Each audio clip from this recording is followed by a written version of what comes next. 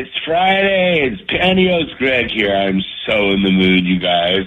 I'm just smoking a little bit of marijuana. No reason to say anything to anyone. Kind of my own little business, but I do love it. Anyways, you know what day it is. It's Friday, so we got the weekend song with Klein on deck. It goes something like this. Monday, Tuesday, Wednesday's trash.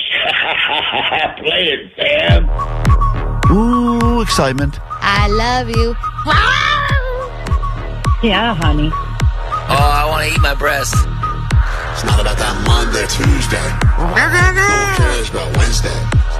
Thursday.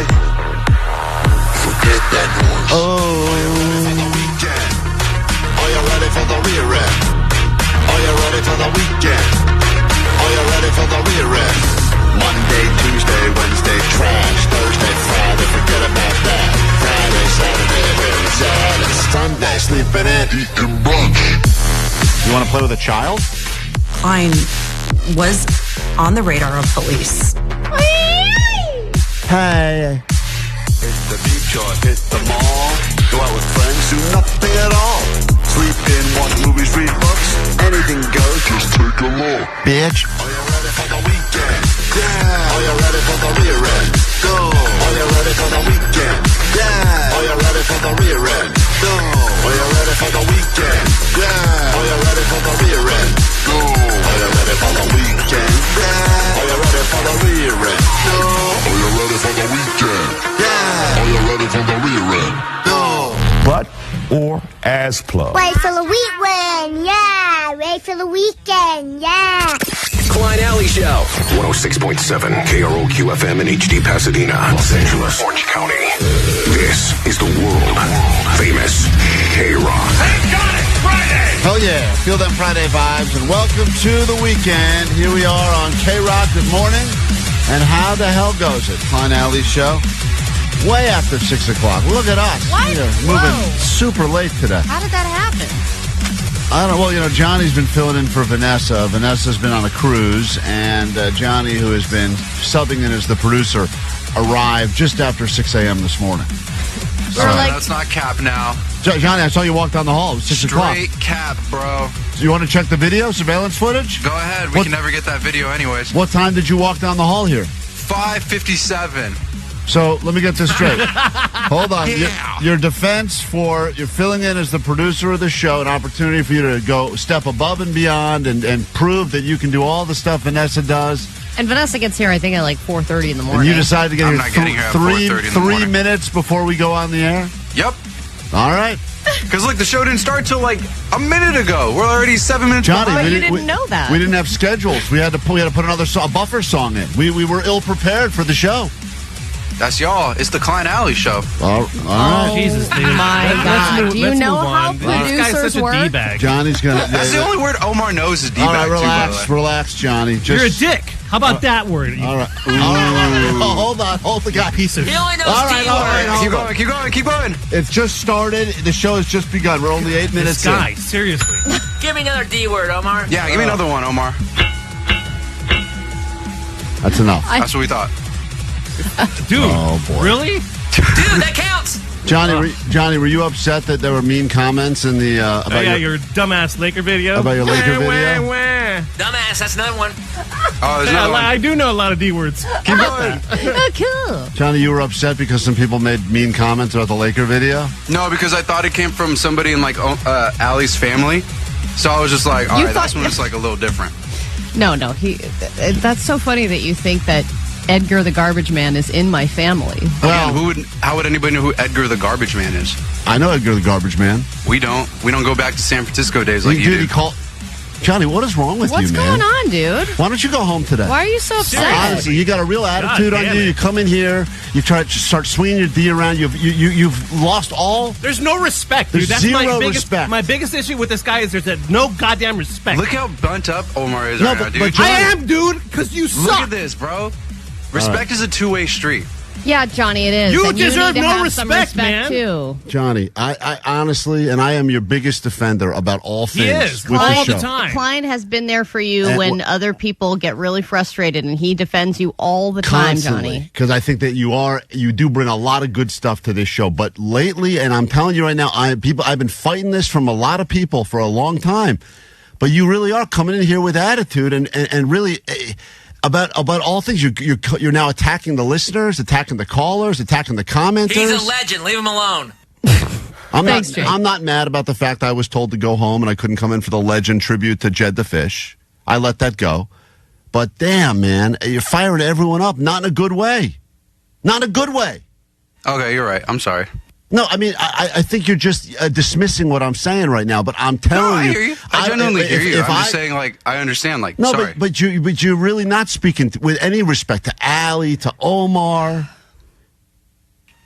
It's like for some reason you've now let this get to your head. I don't want to start the Friday show. You should have heard the first second of this show. Yeah, Friday, good vibes, good weekend. I know, we're all feeling good, I just said you showed up late, and instead of it being like, you're right, dude, I did, I blew it, you go, no, that's not true. You're a dick. Omar's a dick. He doesn't sound like me. Sorry, that's Jake's voice. No, but I mean, Klein's right. Like, don't get all defensive of it. Like, you didn't show up early enough if you're covering for a producer, so just acknowledge that. And the whole show goes late, and then you say, oh, well, it's the Klein Alley show. So you don't want any ownership in the show? Yeah, I guess. I do. No, I mean, Johnny, I'm being serious. You don't want any ownership. You Go show home. initiative because doesn't you want to be a part of the station and a part of the show and a part of, the KROQ quote legacy. So you got to show up and you got to do the work. You got to put work in, man. No, you're right. You're right. So then, if we ask you to do something and we get attitude, then why would we want to continue to work with you then? You're right. 100%. You're true. Are you eating during this? No, I'm not. No, I swear I'm not. He's eating there. All right. He hasn't dug into his Costco chicken yet. He's got peanut butter. All right, we got to. But on a real level, Johnny, we've had this conversation before. On air, off air, privately. I send you side texts. I can't. I don't even want to start taking this call. Klein can't continue to groom you. All right, I can't sexually. I can't groom you. It's getting bad now. I cannot. There's only so Klein much. needs to get some reward out of this, right? Well, I'm Closed Chris mouths Hansen. don't eat. Chris Hansen, leave me alone. And I'm Chris Hansen with Dateline NBC. It's not even a topical reference anymore. All right. Now we're up on a break already. Now we're way behind. Oh, my God. We're really late. We're going to not play the song. I'm going to delete the song. Let's try to reset. Got a decent show planned for you today, I think. That really canceled out the weekend song, huh? Sure did. Play it again. We may have to listen to it again. Here's this version. Wait for the weekend, yeah. Wait for the weekend, yeah. Wait for the weekend. Monday, Tuesday, Wednesday, Friday, trash. Ooh. Thursday, Friday, forget about that. Monday, forget about that. Thursday, Monday, that's the trash. Right. That's just one of our drunk coworkers here. We got to take a quick break. We'll be back in a second. Everyone take a deep breath. The show will officially start again next. The highly anticipated and exciting Cali Vibes Festival returns this year. Slightly Stupid will headline the two-day music festival. Once again, Slightly Stupid from the Completely Stupid KROQ. It's your only way in to a private show with Slightly Stupid in the Helper Honda Soundspace at KROQ.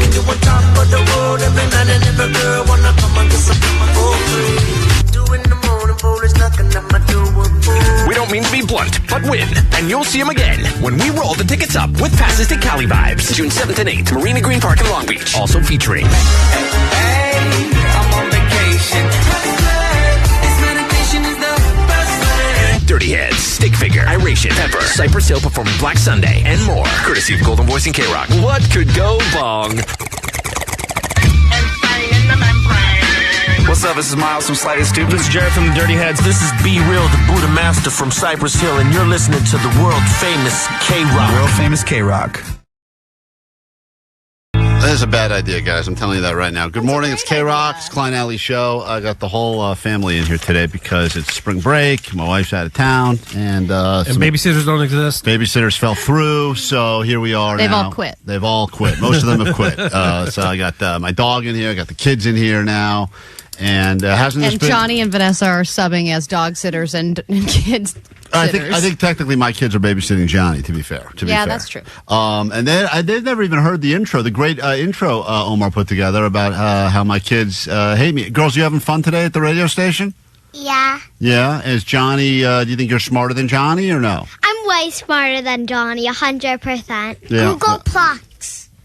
I don't know what that means. We're doing shout-outs? All right, shout out! All right. Johnny is dumb. Okay, Johnny is a dumb head. All right, let's Dad's a stupid man. All right, great. Thank you. You made another stupid man? Yeah.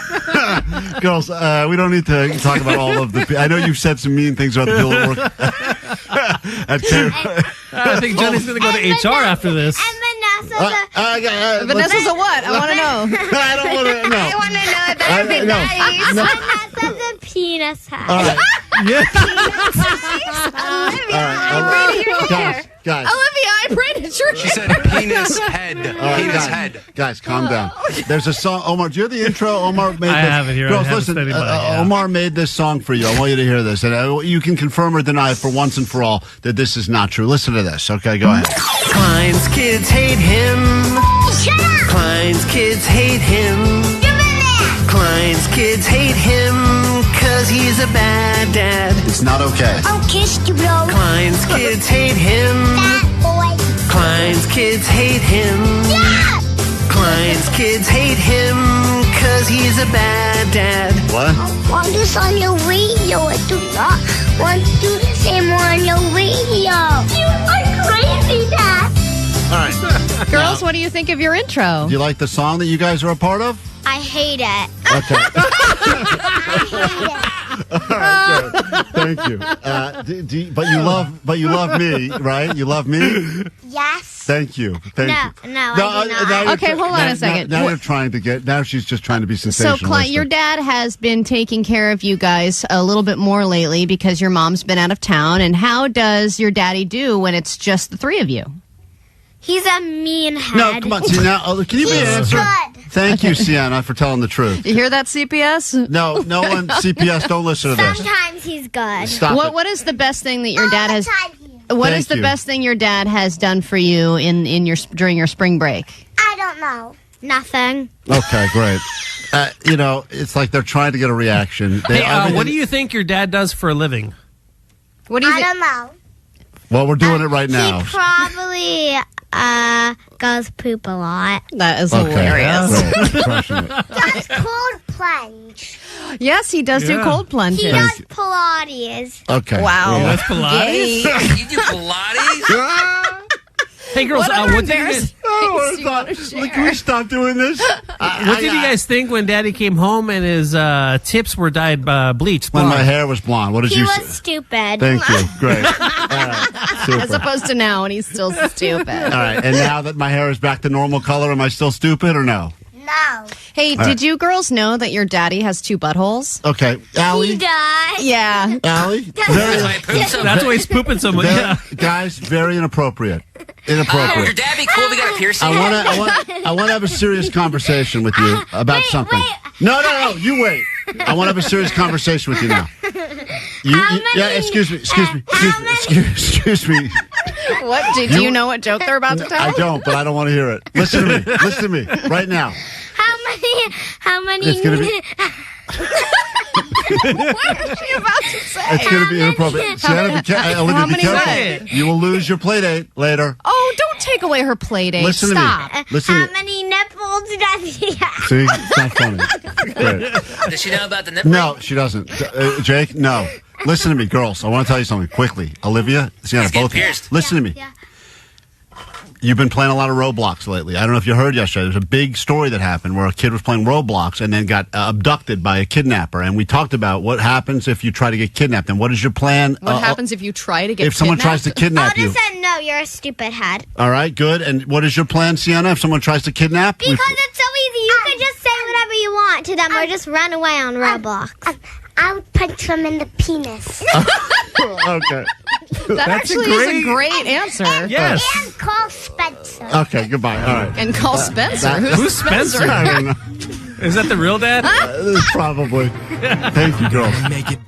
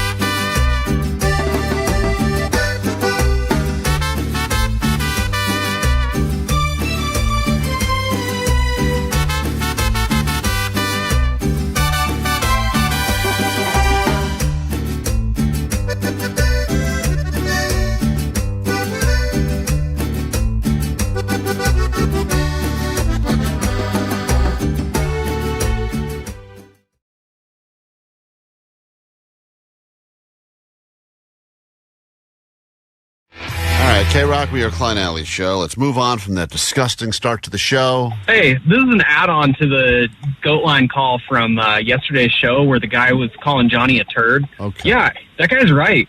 Johnny, you got like another year or two left on skating on your looks, and then you're just going to be beer mug. Oh, you want to be the next beer mug? No. I don't think so. But you're right on track to being him. All right, everyone, just calm down. Let's all stop. Let's turn this show around and be positive. We got tickets to get you to see My Chem at Dodger Stadium. We'll get you to Pizza City Fest.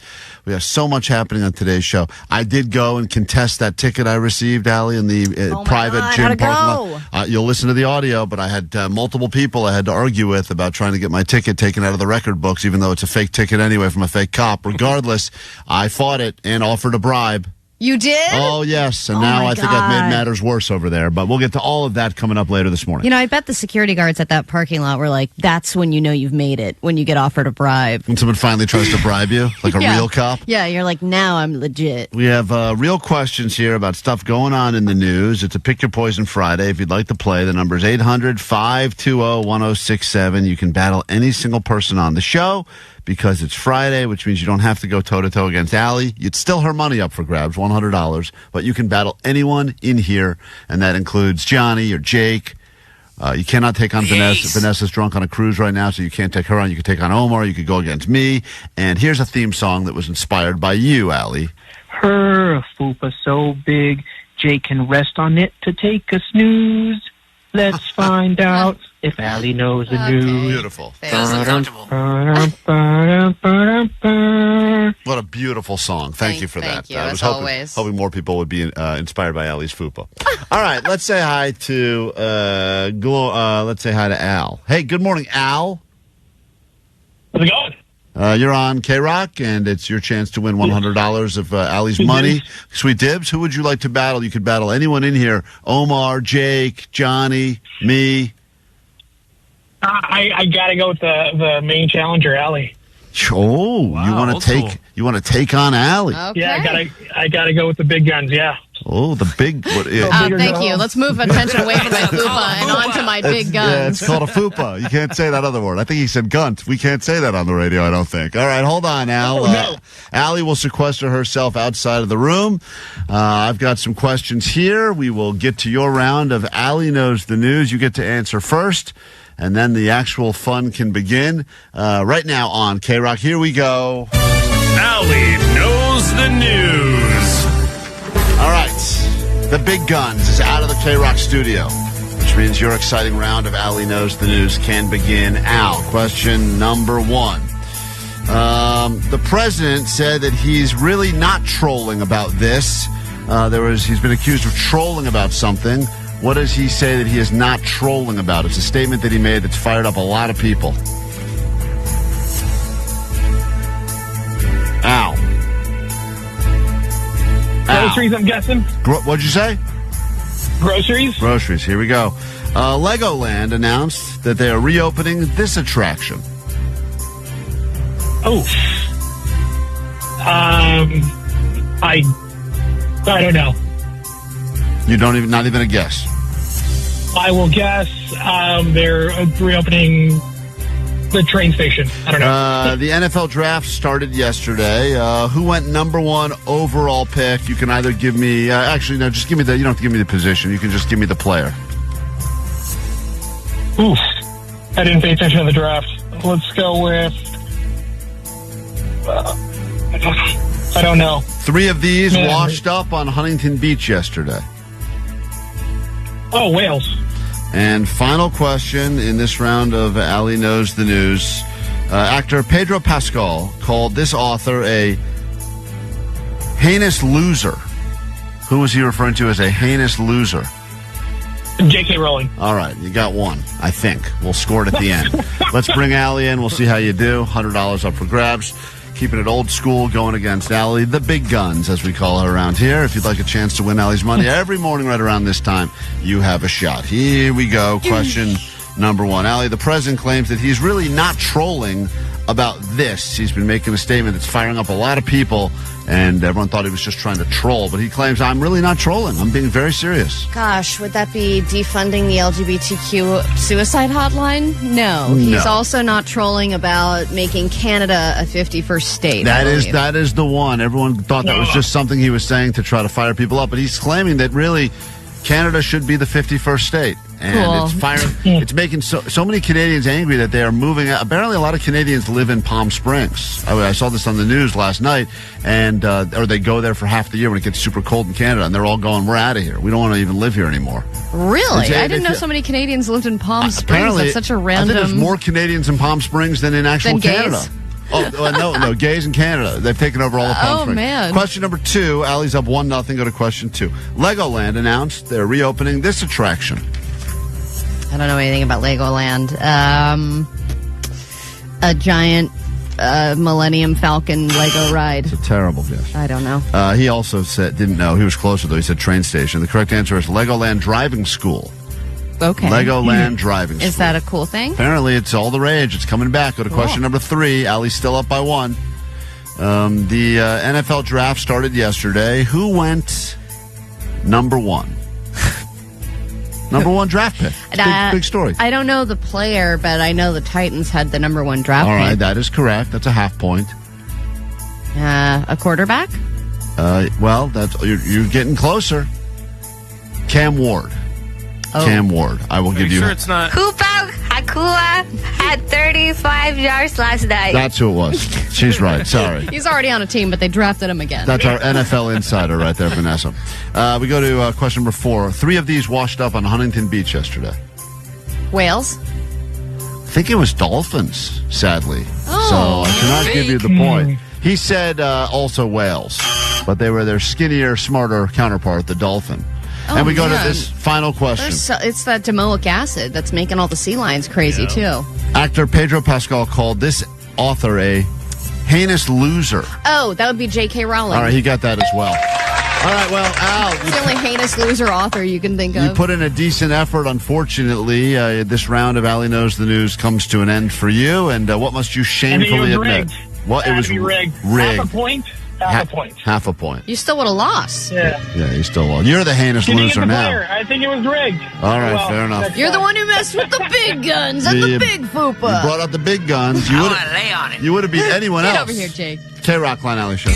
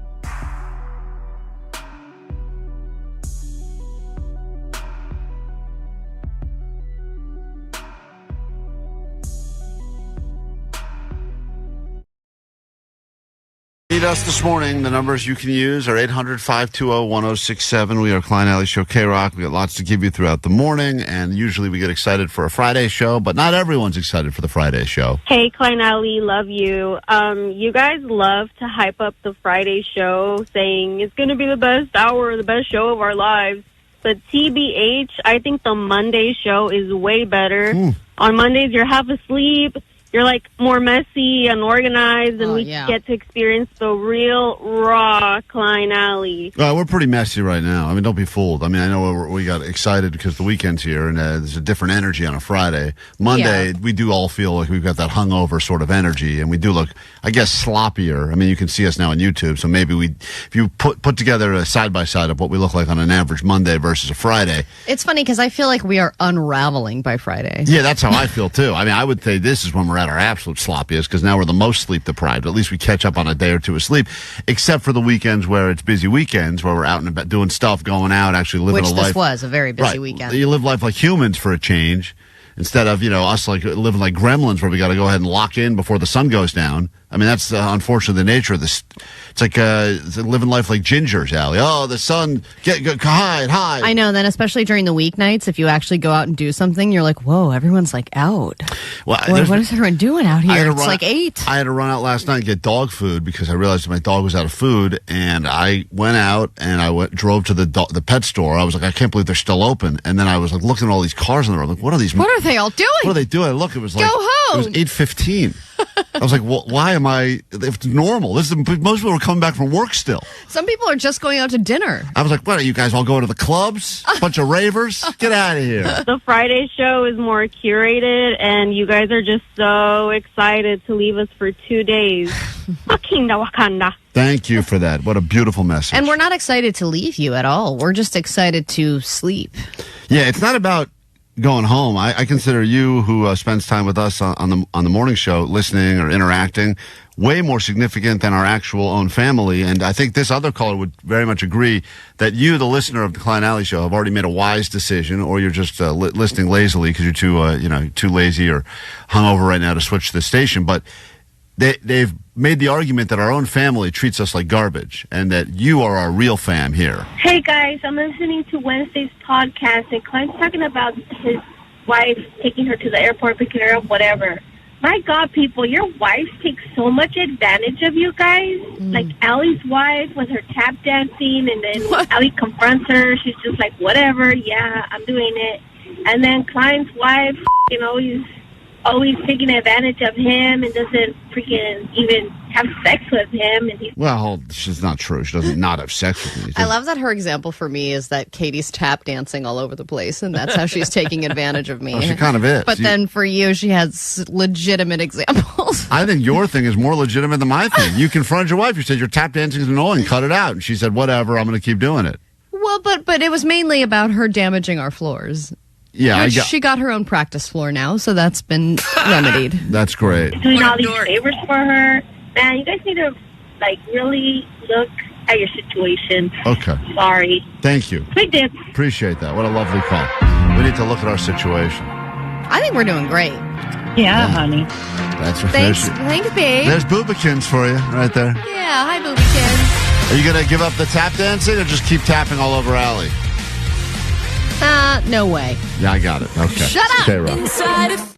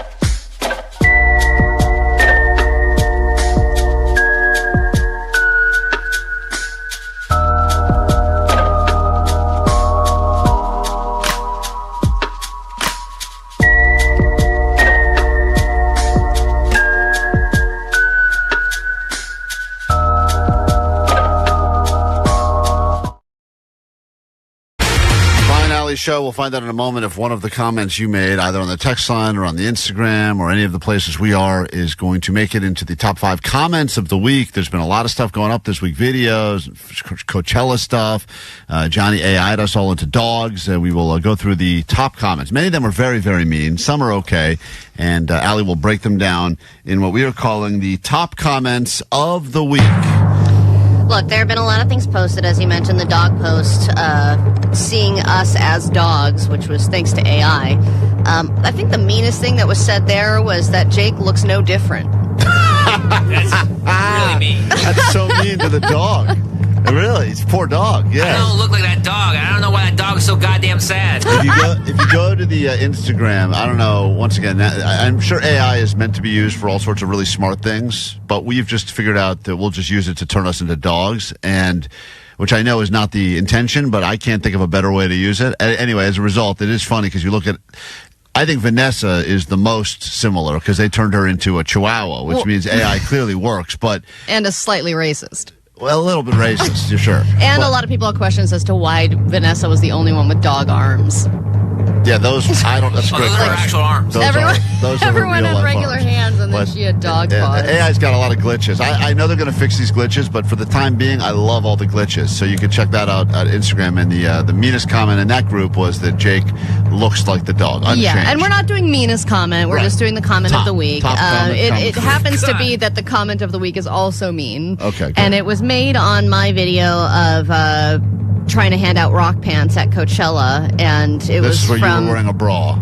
Yeah, and it was from someone named The Real Omar, who said, "You a .10, girl." That's the meanest comment? That's the comment of the week? That's the comment of the week. The runner-up was someone who said, "Wow, Allie has that real queer in headlights look." Oh, man. Which was also really funny.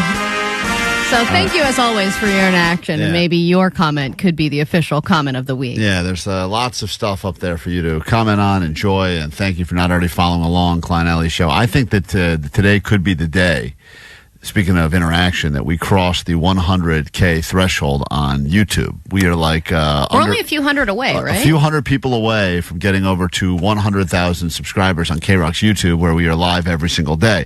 And I don't want to give too much away, but Allie claims that if we cross the 100K threshold during today's show, she will officially reveal the Panty Haul video.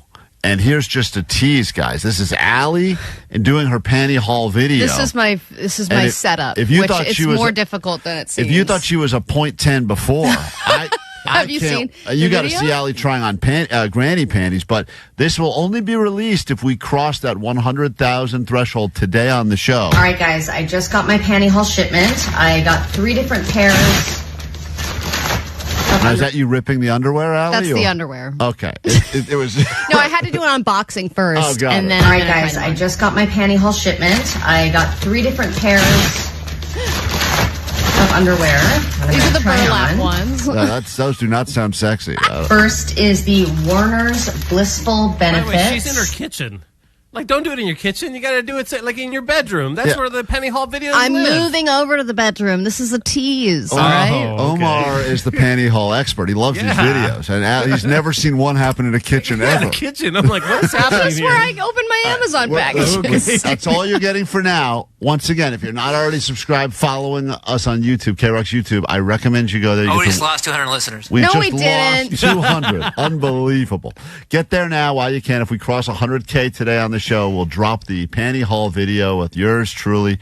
Some of them have lace, and some have really good elastic. We will be right back after this quick break with a look at your news. Then we start giving you stuff. We're here if you need us. It's KROQ on a Friday. Klein Alley Show.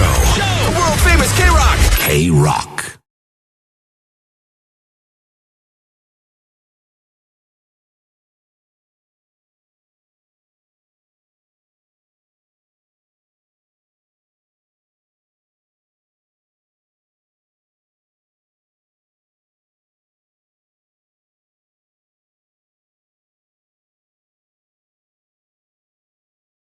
K-Rock, we are Klein Alley Show. Warning, this next thing we're going to listen to is rather disturbing. Even more disturbing than the conversation we just got into with people that found out that their family was riddled with incest and Hitlers. This is Jake approaching people in the streets yesterday. An unexpected heat wave that blanketed the Southland, and temperatures got as hot as almost 100 in the valley. And even though Omar says that we are over... You're right on that, man. It felt like almost 100 in the valley. Okay. And there was a time when I had to put the windows down temporarily just to get some fresh air. Oh, wow. Jake went up to people to see if they were prepared by asking if he could sniff their pits, something that we call pit stops here at K-Rock. And here he is with his own introduction he put together for the segment. Hey, it's Jake, and I'm on the streets of Los Angeles during the hottest day of the year, during the hottest time of the day, to see if people are willing to take a K-Rock pit stop. Yeah, pit stop. Pit stop. Pit stop. Yeah, pit stop. So cool. So here he is approaching people and seeing if they were prepared by making sure they had on the right amount of deodorant for the heat we experienced yesterday. What's your name? Sage. Sage from where? Sage from Los Angeles. Sage, how did you prepare for the first heat wave of 2025? Oh, not well. by having in-home air conditioning and on a hope and a prayer. What's your favorite hot activity to do? Swimming in the ocean. Finally, Can I sniff your pits? What a transition. Those first two questions were just to lead to this one. That is something. That is... It's all about the foreplay. How attractive is this woman? She's pretty attractive. She sounds attractive. Yeah, she's like swimming in the ocean. I mean, if you're going to go up to, do the pit stop, I mean, I would only approach attractive women. Well, let me tell you, this takes a weird turn before we get to the fourth person. Oh, watch out. Oh. Finally, can I sniff your pits? No. Oh, no. That took a turn. She wants no part of that. No, you sad man. Neither of us would enjoy that. You're right. This has been a pit stop on K-Rock. Pit stop. There we go. No! You're making them do it? Oh, that's great. That's amazing. All right, moving on. Jake goes up to the first sweaty guy. That's the sound of her car getting away from him as soon as possible. Actually, that's a real car leaving Jake. Here's the first sweaty guy Jake found. What's your name? My name is Hiram. Hiram from where? City Terrace. Hiram, how'd you prepare for the first heat wave of 2025? I drink a lot of beer and stay cool. What's your favorite hot activity to do? I would say just chill at the beach. Finally, can I sniff your pits? Nah, bro, that's cool. Thank you for saying that. This has been a pit stop on K-Rock. All right, cool. K-Rock. East Los. Pit stop. Pit stop. All right, so he got a couple of... He didn't do the rear in that time. Now, Jake did I think he's about to get punched. Jake did not only get nosed, though. People started turning around, appreciating the service we're providing to make sure that nothing worse than being with someone that's got some rank BO because they forgot the deodorant up on a hot day. So Jake, once again, finally found some takers. What's your name?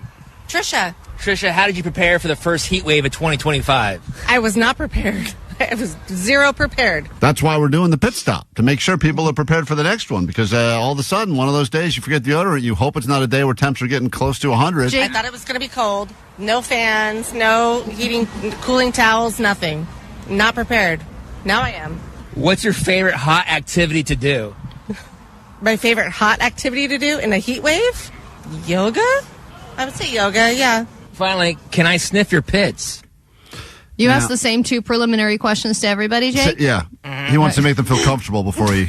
This went well the first 6 times. Right. I guess that. So then, of course, immediately as soon as she talks about yoga and feeling relaxed, he goes with this. Can I sniff your pits? Sure. Wow. Whoa. Okay. What are my pits? Your armpits. Really? Yeah. Stop. She Is she getting out the mace now? She or? gave him permission and then realized, what are pits? What are pits? Your How do you not- armpits. Oh, God. What they're asking me to do. This is my job. Okay. How much do you get paid? Not enough. How am I? It's decent. Am I good? Yeah, it's decent. Yeah. That's been a pit stop on K-Rock. Oh. Thank you. Strange reaction. You think when she gets home, she's like, hey, how was your day? Yeah. I got a pit stop on K-Rock. What is that? Well, a guy wanted to sniff my pits. Now, We only have time for one more. I mean, there's a few more he's done here. I feel bad not airing all of them because Jake went through the trouble. But I do want to give you this woman, Joyce, because let me tell you. Joyce's choice. She's got a story, and this is the final pit stop, and also a gentle reminder to make sure you got on deodorant on these hot Southern California days. All right, what's her name? Joyce.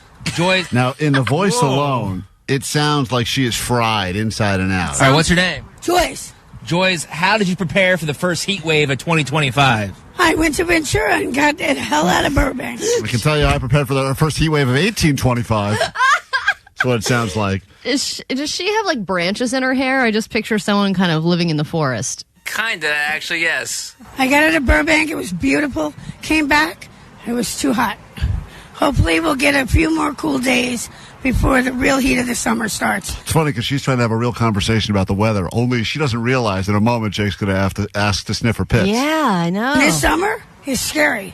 What's it going to be, 120 degrees? What? Last year in Burbank, it had, I think, 115. I can tell already that you're probably getting a whiff off her before you even ask for the sniff. Not looking forward to it. What's your favorite hot activity to do? Go to the beach, get where it's cooler. Finally, can I sniff your pits? Oh, they smell, sure. Oh, God. God, dude. They smell. Sure, like she gets asked this regularly. All right, fine. You too. Come on in. Here we go. This is Jake getting to know Joyce very well. Oh, they smell, sure. Kidding me? I'm sweating to death. Oh, God. Oh man. And he's like ready to go with the sniffer. She's hoping she says no, but she says, come on, get in here. I don't know how much they smell, but they sure are wet. Oh, my God, lady.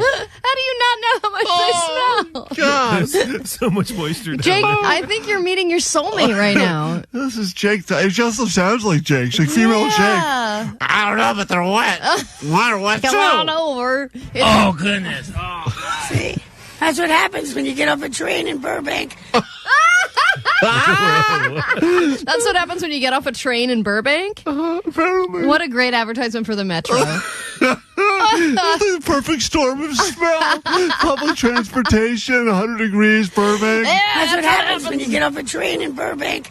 That is like a life lesson that we will forever remember. It was not the train. That was going to happen regardless. Listen to Jake's reaction. Oh, goodness. Oh, God. That's what happens when you get off a train in Burbank after being in the beautiful coolness of Ventura. This has been a pit stop on KROQ. Oh, there you go, pit stop.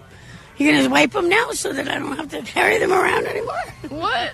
Got a cool rag? Oh, my God. He wants you to wet him down. So you thought that was part 2? All right, Jake, get back out there. Part 2 is you got to wipe everyone down after you smell them. Oh, man. Well, you're doing the Lord's work, I guess. Quick break. We got more show to get to next.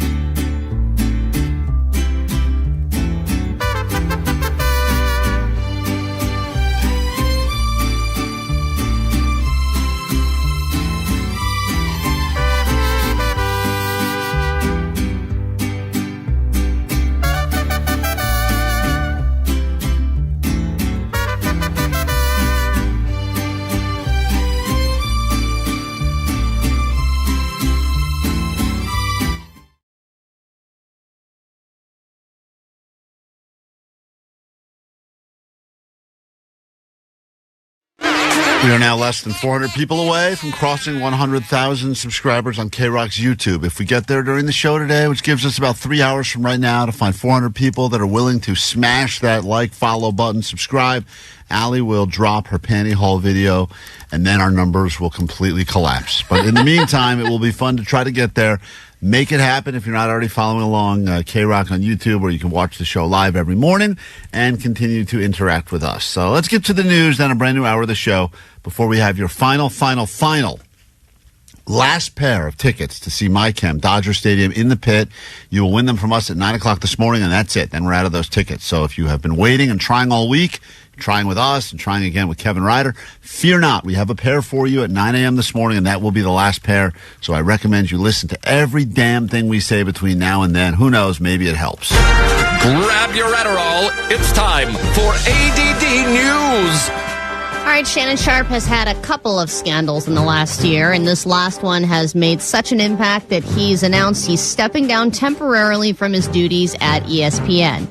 He is in the middle of a $50 million sexual assault lawsuit, and he says he needs time to step away, be with his family, and fight these allegations. He's been very vocal about denying the allegations, and the suit claims that this woman that he had been dating on and off in 2023, she was 19 at the time, and it was a, quote, rocky, consensual relationship, but there were some unconsensual encounters during that time, and that's why she's filing the lawsuit now. And I'm not sure if this is connected at all to the thing that happened last year, which was he accidentally Instagram Live when he was his sex. Having sex, yeah. Oh my God. Yeah. Which was that. And I think more concerning was that this is her sex noise. I remember when we played that and Klein's eyes like dilated. You were like, what is happening? Like it was like you didn't know how sex worked until that moment. You were like, what is going on in other people's bedrooms? She sounded like she was thoroughly enjoying herself, but also he sounded like he was Chewbacca style. So I don't know what to make of that. I was very confused.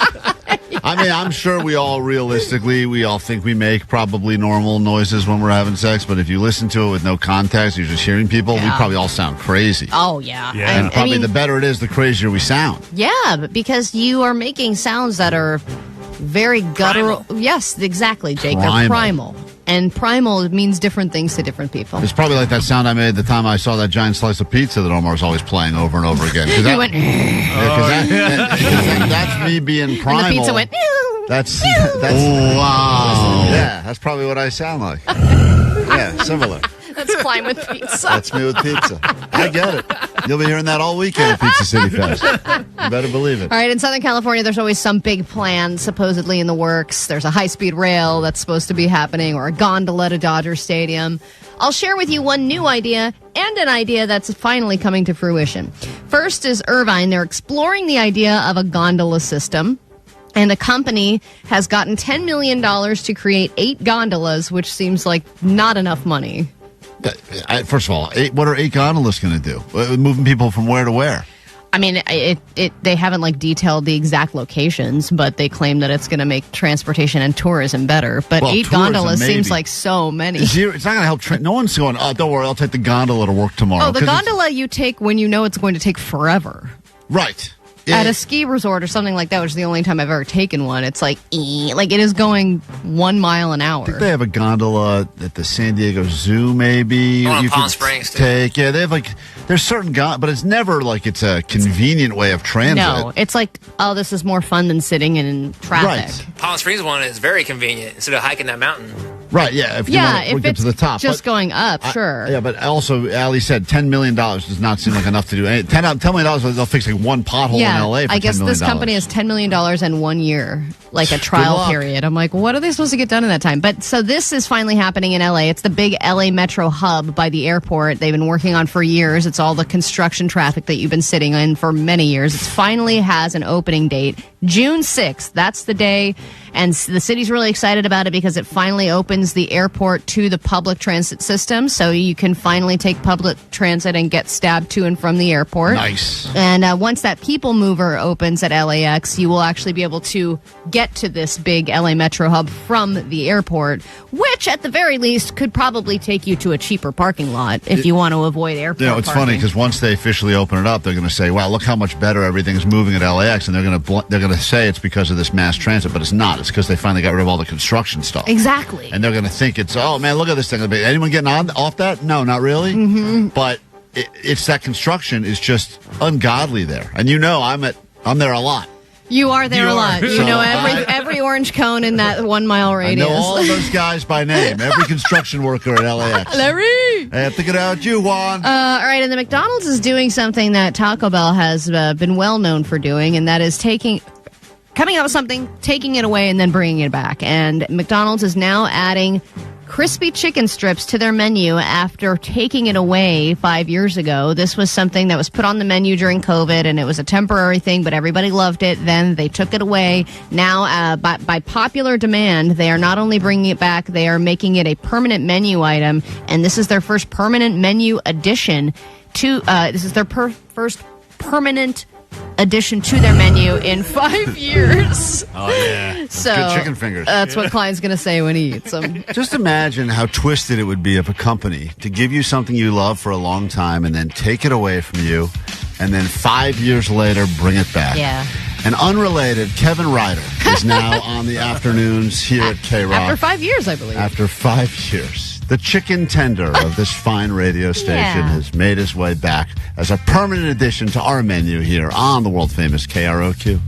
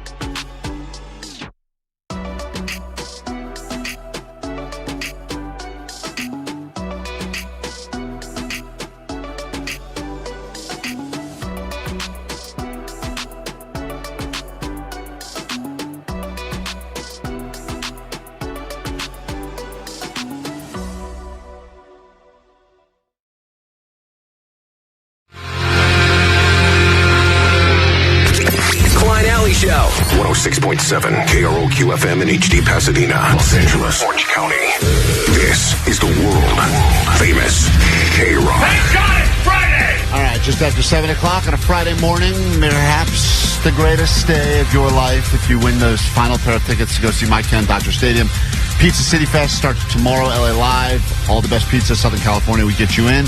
And I'll be hosting that thing on Sunday. So if you win tickets for Sunday, please come say hi.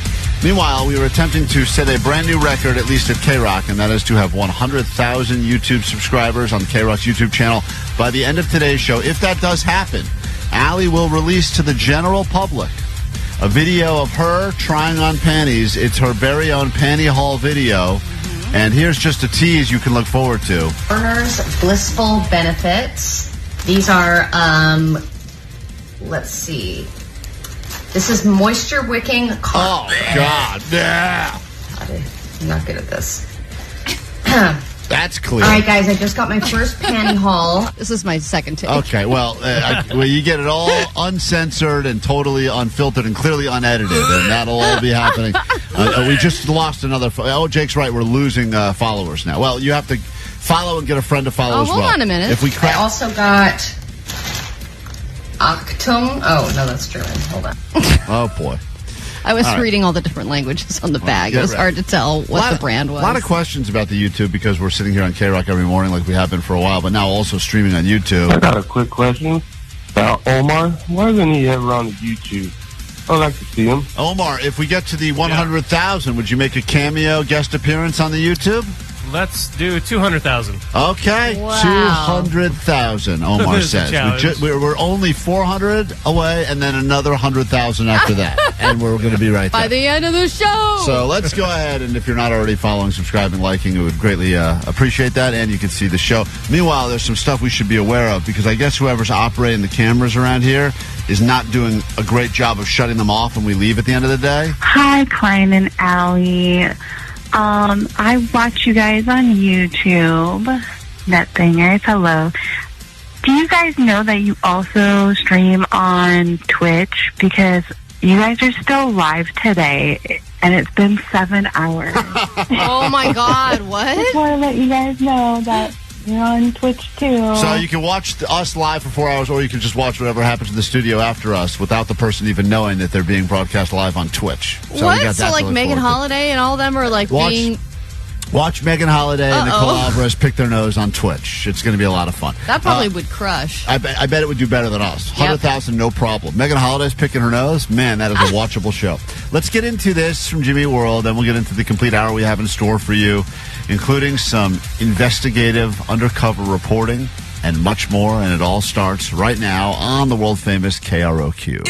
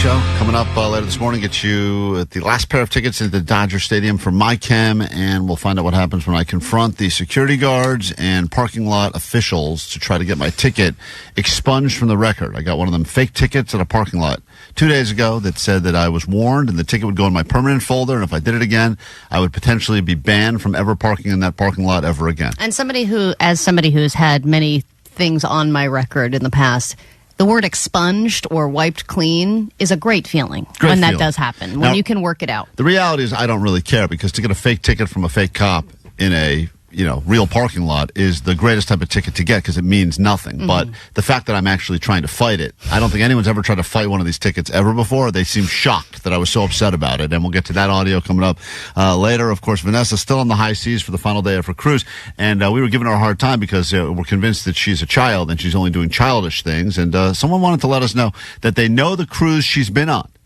And there's nothing childish about what she's doing. Hey, guys. Just catching up on the podcast for Thursday. And I was listening about cruise news. And I don't know why Klein thinks anything that isn't drinking by the pool or gambling is for kids. Because it is. Anything that's not drinking by the pool or gambling, if you're on a cruise, is the stuff they do to keep the children busy so you can drink and gamble. So it's just all the other stuff is a distraction for the children? Yeah, kids, you go play shuffleboard over there with the old people. I'm going to be doing what Daddy does, which is drinking and gambling.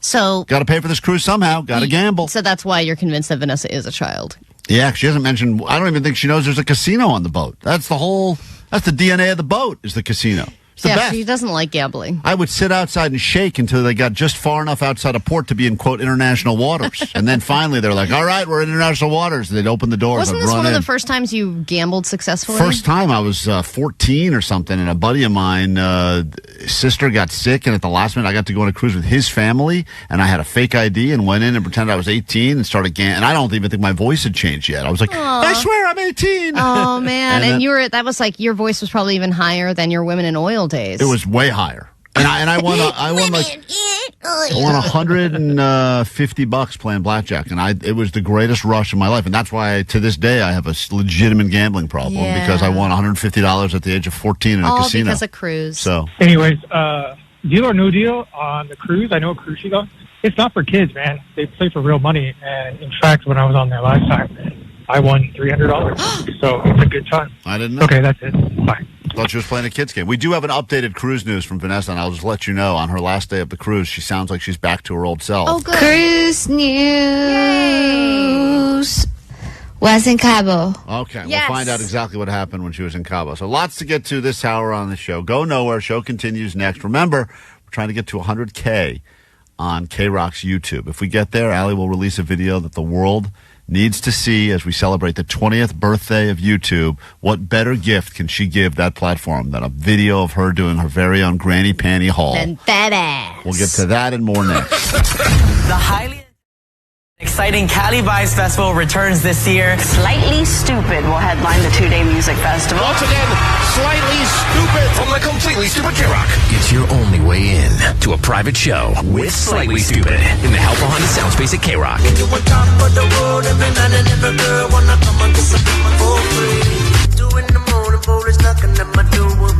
We don't mean to be blunt, but win. And you'll see him again when we roll the tickets up with passes to Cali Vibes. June 7th and 8th, Marina Green Park in Long Beach. Also featuring... Hey, I'm on vacation.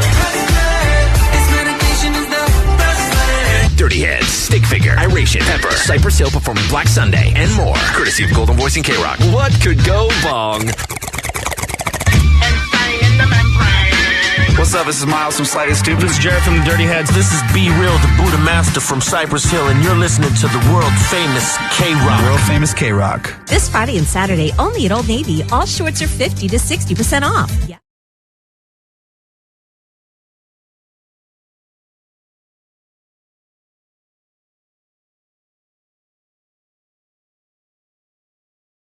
KROQ, if you'd like to join us, win yourself a prize and play some first impressions with Vanessa, the master of many voices. Get on the phones now at 800-520-1067 because we got up for grabs tickets to Pulp Rock, Tarantino Pulp Rock, a high-octane live rock spectacular.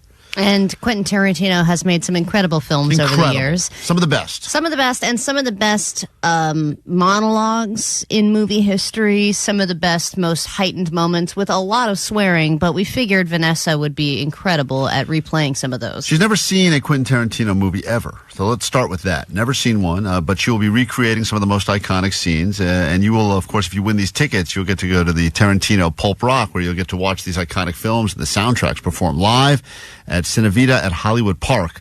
And also, everyone who qualifies, everyone who wins those tickets this week, someone is going to get the VIP experience, including a VIP booth, comes with champagne, snacks, dedicated waiter, waitress, valued at over $1,000. That's the grand prize. So you will have an amazing night celebrating the fine, legendary career of one Quentin Tarantino. Vanessa has never seen a Quentin Tarantino movie. Nope. And she's never successfully pronounced Quentin Tarantino. That's true. All week, as she's been talking about this prize we have, she's been saying, Quinton? Quintanana. So we're like, what? You talking about Quentin Tarantino still? She goes, I think so. So we will play you. She's recreated some scenes. She's been working on this all morning long, which is why we had to wait until 8:30 roughly to get this on the air. She wants time to perfect her craft. We will play a clip of her doing a scene, and all you got to do is tell us which Quentin Tarantino movie it's from. And if you're able to identify which scene the movie is from, Allie will write your name down, and we'll pick a winner and give you some tickets. All right, let's say hi to Rebecca in Valencia. This is not going to be easy, but if you're up for the challenge, welcome to KROQ. Good morning, Rebecca. Hi, how are you? I'm fine. We'd love you to win this. Once again, as you know, Vanessa is the master of many, many voices, and we will go ahead and play you the first scene right now from a Quentin Tarantino film as performed by Vanessa. Listen closely. Here we go. I don't tip because society says I have to. All right, I mean, I'll tip if somebody really deserves a tip. If they really put forth the effort, I'll give them something extra. But I mean, it's tipping automatically. It's for the birds. I mean, as far as I'm concerned, they're just doing their jobs. Hey, this girl was nice. She was okay. She wasn't doing anything special. What special? What's special? Take you in the back and S your D? I go over 12% for that. All right. Now, listen, I know this movie. Iconic. That is an iconic scene. Only who knows if that'll be performed again if you win these tickets. Do you know what Quentin Tarantino movie that is from, Rebecca? I am going to guess because I'm also the worst, but Pulp Fiction, is that a Show me Pulp Fiction. No, Is that a thing? not. Pulp Fiction is a thing, but that is not a scene from Pulp Fiction, which is too bad because it is a quite iconic scene, Allie. I'm going to play you the actual scene right now, and then we'll go to the next one. We have multiple scenes to share with you. I don't want to give everyone the opportunity to guess that one, but this is that actual scene took place from one of the, I believe, the first. I think it was the first Quentin Tarantino movie ever. Really? I believe so. It was the first one I think I ever saw, and it was this scene from Reservoir Dogs. I don't tip because society says I have to. All right, I mean, I'll tip if somebody really deserves a tip. If they really put forth the effort, I'll give them something extra. But, I mean, it's tipping automatically. It's for the birds. I mean, as far as I'm concerned, they're just doing their job. Hey, this girl was nice. She was okay. I mean, she wasn't anything special. What's special? Take you in the back and your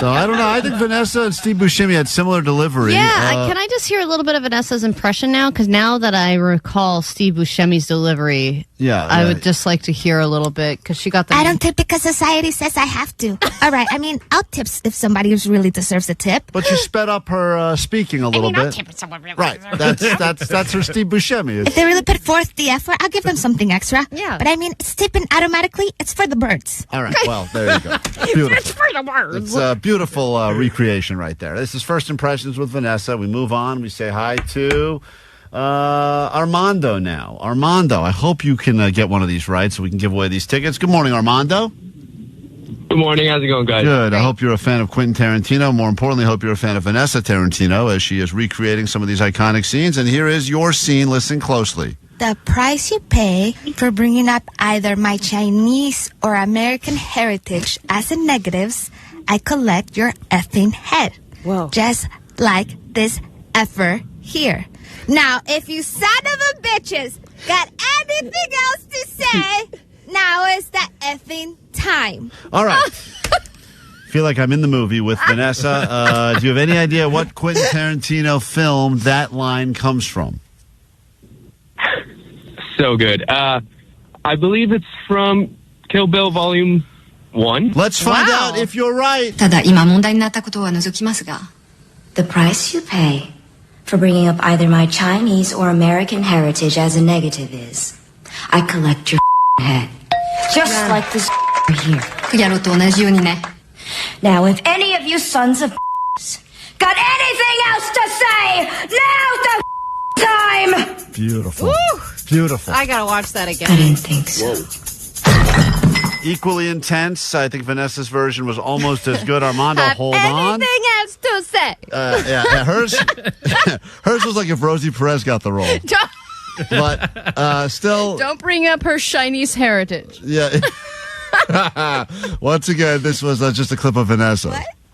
Does he look? Oh, hold on. That's the next one. Hold on. That's the next one. There's too many clips of Vanessa here doing Tarantino to keep track of it all. This was her once again doing Kill Bill, just to bring you back to the moment. If you son of a bitches got anything else to say, now is the effing time. All right, Armando, hold on 1 second. Congratulations. You got yours right. People, big fans of this game on the text line. I can hear Vanessa recreating Quentin Tarantino films all day, every day. Well, we got one more chance for someone to lock in on this. And what a prize, because someone's going to end up in a VIP booth enjoying a whole night of Tarantino. All right, let's go to Baldwin Park and say hi to Alex. Alex, welcome to First Impressions with Vanessa. You ready to go? Sweet divots, yeah. Sweet divots. Here we go. This is your final impression. This is apparently a Quentin Tarantino movie as performed by Vanessa. What? What country you from? What? What ain't no country I ever heard of? They speak English and what? What? English, mother effer, do you speak it? Yes. Then you know what I'm saying. What? Say what again? Say what again? I dare you. I double dare you, mother effer. Say what one more goddamn time. He's black. Go on. He's bold. Does he look like a bitch? What? Does he look like a bitch? Okay. Alex, your final chance to play. It's not a comedy. I guess technically it is now. What Quentin Tarantino film is that from? That is Pulp Fiction, baby. That's right. And by the way, she's never seen Pulp Fiction either. So for her, just in reading these lines, it's the absolute first time she's even heard this, witnessed it at all. I mean, she can pick up on the performance already, though. I mean, those are the beats. Listen, you tell me, Allie. Is this Samuel L. Jackson or is this Vanessa? I don't even know anymore. What? What country you from? What? What ain't no country I ever heard of? They speak English and what? What? English, mother... Do you speak it? Yes. Then you know what I'm saying. Yes. Once again, it's hard to tell where one of them stops and one of them starts. I mean, my goodness. It really is remarkable. But regardless, congratulations. You also got yours right, which means two people, Allie, got theirs right. Does he look like a bitch? Okay, relax. Does he look like a bitch? Okay, Vanessa, Vanessa, whatever you say. Just calm down. Jesus Christ. Allie, is it Alex? Is it Armando? Who's getting the tickets today? Congrats, Armando. Armando, you are going to an evening of Quentin Tarantino. Hold on 1 second. Unless you kind of already got one just now. That's very exciting. You will be going to Tarantino Pulp Rock, Live Rock Spectacular, celebrating the iconic film soundtracks Quentin Tarantino at Cinevita Hollywood Park. Hold on 1 second. Congratulations. Like a bitch. All right, relax, Vanessa. Like a bitch.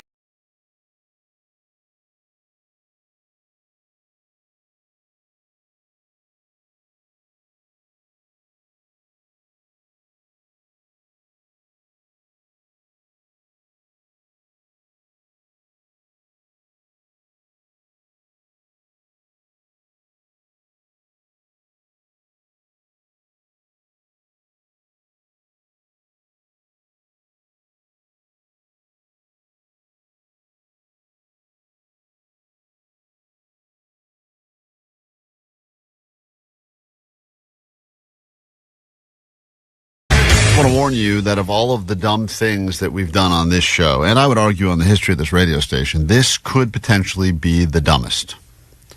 And I know that the feeling you get when you go back to your car and there's a ticket on your car is a feeling of rage and anger, especially when you feel like you tried to do everything you could do to avoid getting the ticket and you got it anyway because you were either a minute late or because they were street sweeping. It is a feeling that sucks.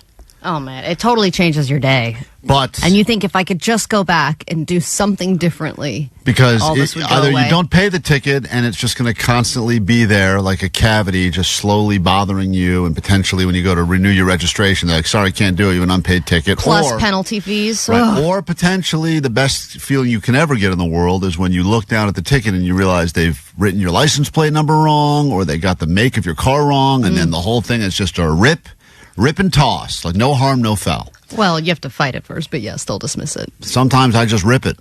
Say, they wrote that my car's silver. It's clearly dark gray. So I'm not paying this. This is not problem. I got a ticket on my car 2 days ago. I finally went to quit the gym that I was a member of that said I'll be in and out.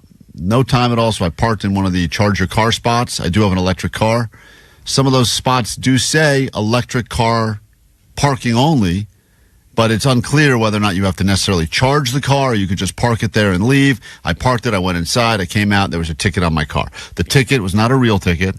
It was a ticket that said... It didn't even say ticket. It said violation. Violation, but then the words were pretty threatening on there. And you guys yesterday, after I told you about it, said, why don't you go back and try to fight it? And I said, that is the dumbest thing ever because this ticket means nothing. You went to go to the security booth and So, talk to them in person. I did go back and I fought it. Because they said they were going to put it on your record, Klein. They said they were going to have it on file in the booth. In the booth, it would be on my permanent file. And something, if I did it again, then they would take action or something of that sort. Anyway, I went back yesterday, spoke to multiple people.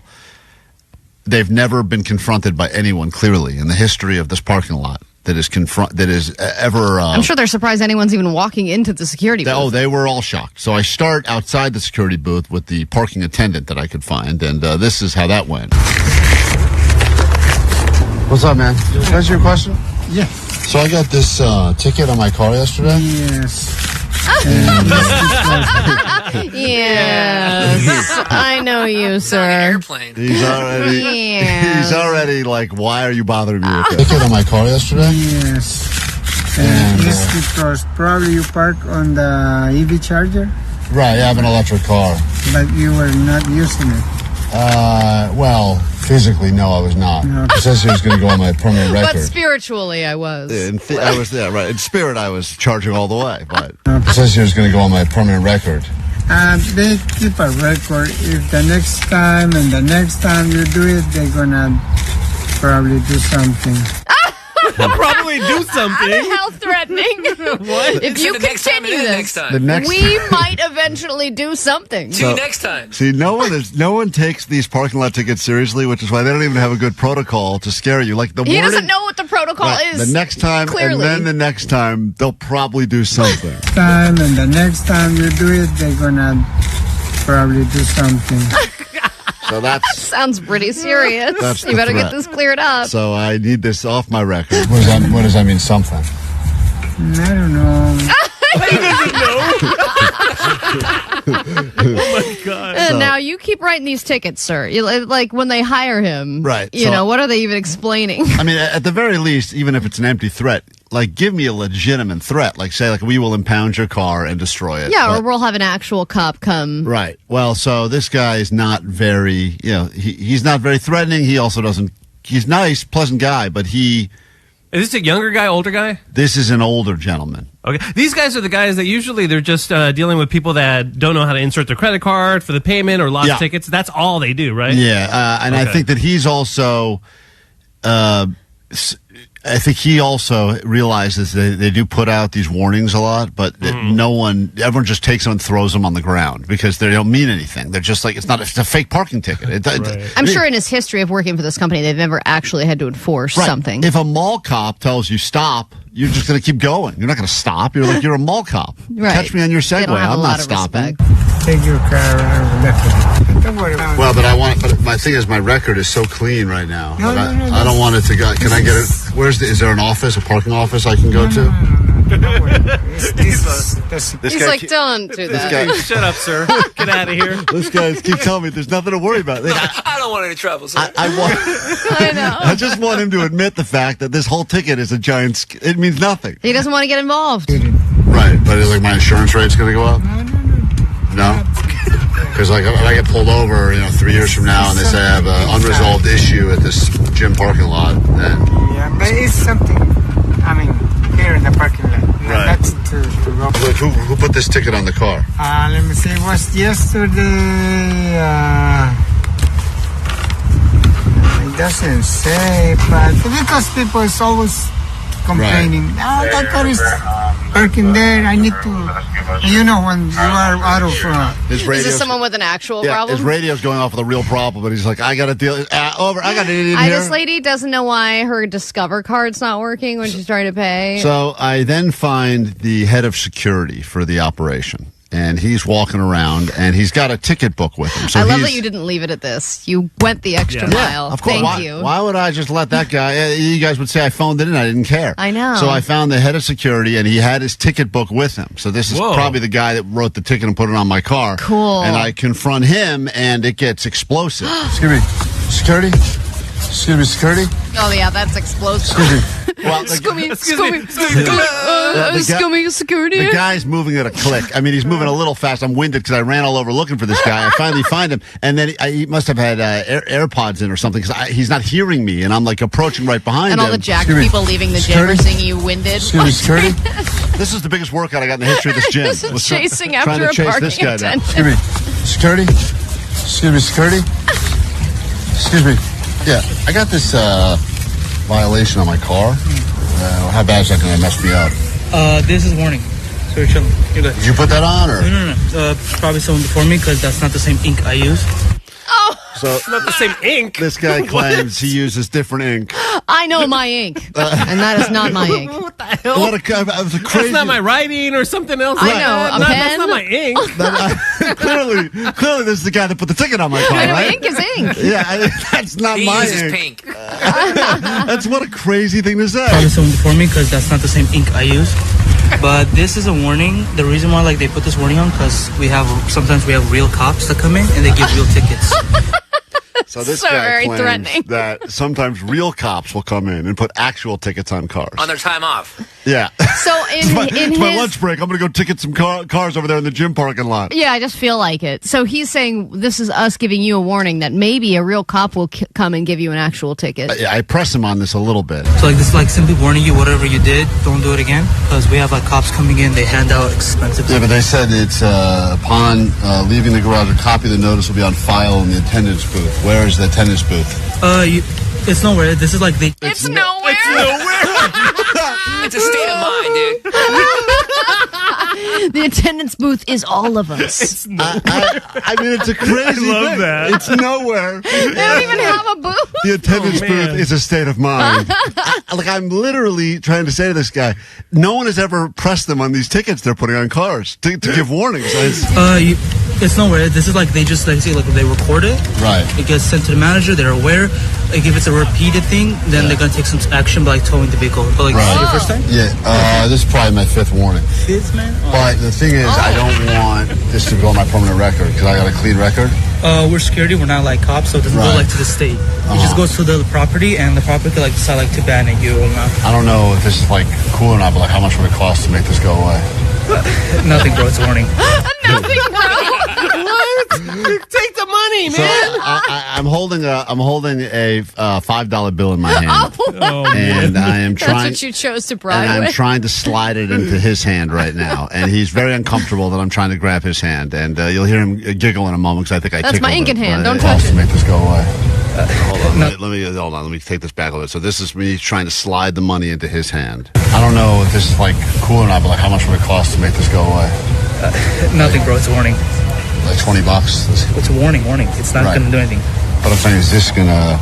This is not on record? Absolutely not. It's not going on your driving record at all. Right. But but you guys have it in the attendance booth. Yeah, it just goes to the manager, and he's aware of you, what kind of customer you are, and if it's a repeated thing. Is that guy here? Can I talk to that guy? He's not here right now. He's in the other buildings. Because he also doesn't exist. Right. Yeah. He's also a state of mind. Listen to that. I say, is he here right now? This is the answer. He's not here right now. He's in the other buildings. He's not here today. In the other buildings. He couldn't even lock it down. All right. I've been losing sleep over it and everything, so. Oh, no. don't worry. You don't gotta like stress over that. All right. What is it for? What does it say? Non-parking in the not charging in the chart. But I have an electric car, so I'm saving the planet. I'm a hero. Yeah, but like electric car or not, you have to be charging. Right. Because people need to like charge. Sometimes they come and like I need to charge my vehicle. So all right. Yeah, it's not like I parked in a handicap spot or anything like that. No, if you have a handicap plaque, then you can park. Yeah, I don't. Then just like park in the 15-minute or get a ticket for 90 minutes free. So, all right, cool. All right, thank you. All right, man, appreciate it. So we ended as Wait, friends. you can get a ticket for 90 minutes free, and you still chose to not get a ticket and park in an EV spot? Yes, that's right. That's right. Let's not focus on that part of it, Allie. Don't worry. That's so unavoidable. The important thing is that we got to the bottom of that, and I feel like I won this battle. I actually have more questions than answers Well, about then- how all these parking lots are run. Yeah, it's one giant scam.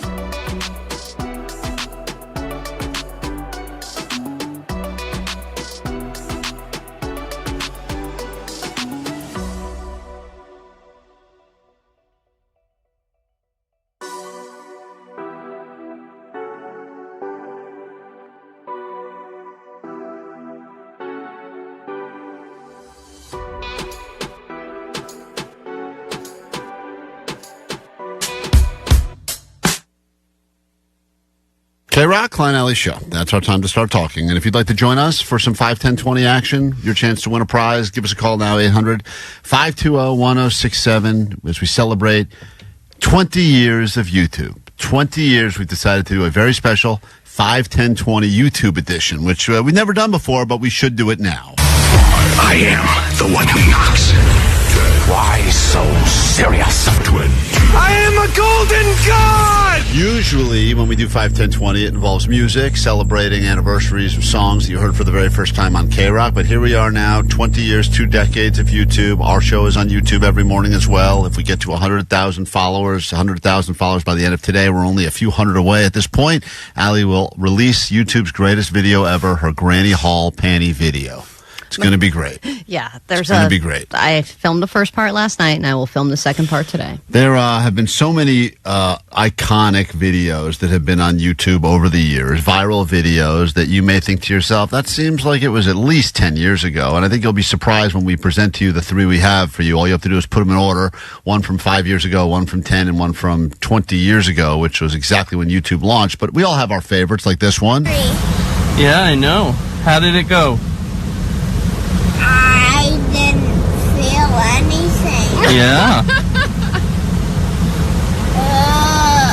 I feel funny. Kind of felt good, didn't it?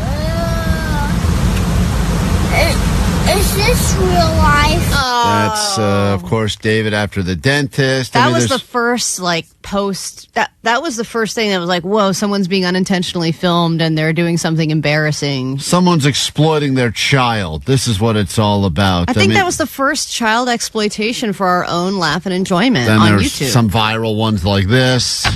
And how fucking dare it? Whoa, hold on one second. Hold on. I thought this stuff was edited. Hey, buddy. Apparently none of this was edited. Apologies. But anyway, there's... Wait, keep going, though. I don't think I That's can... the only curse word, That's the only one right out of the gate? You think?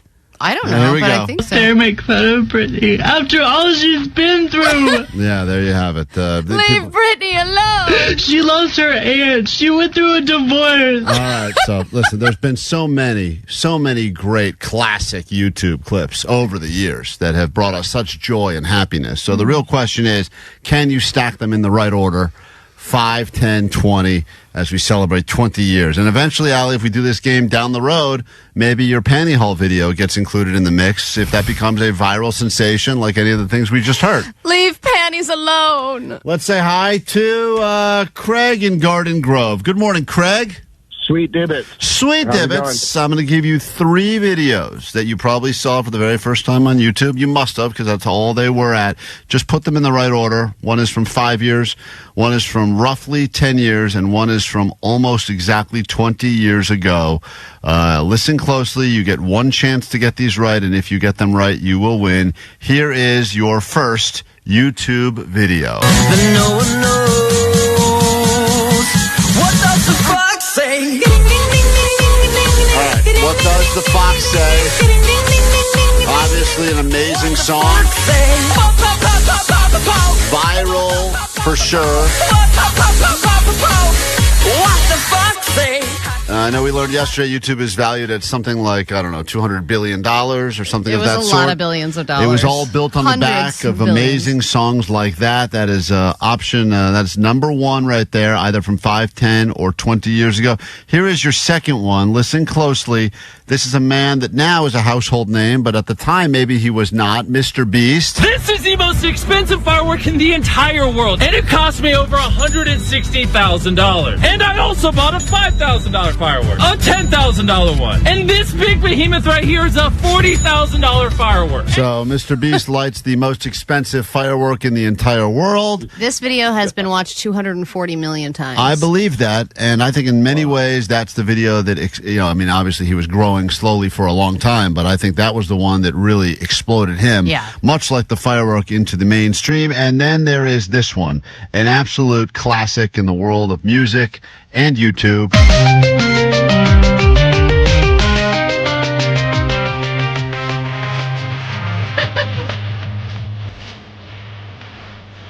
Chocolate rain.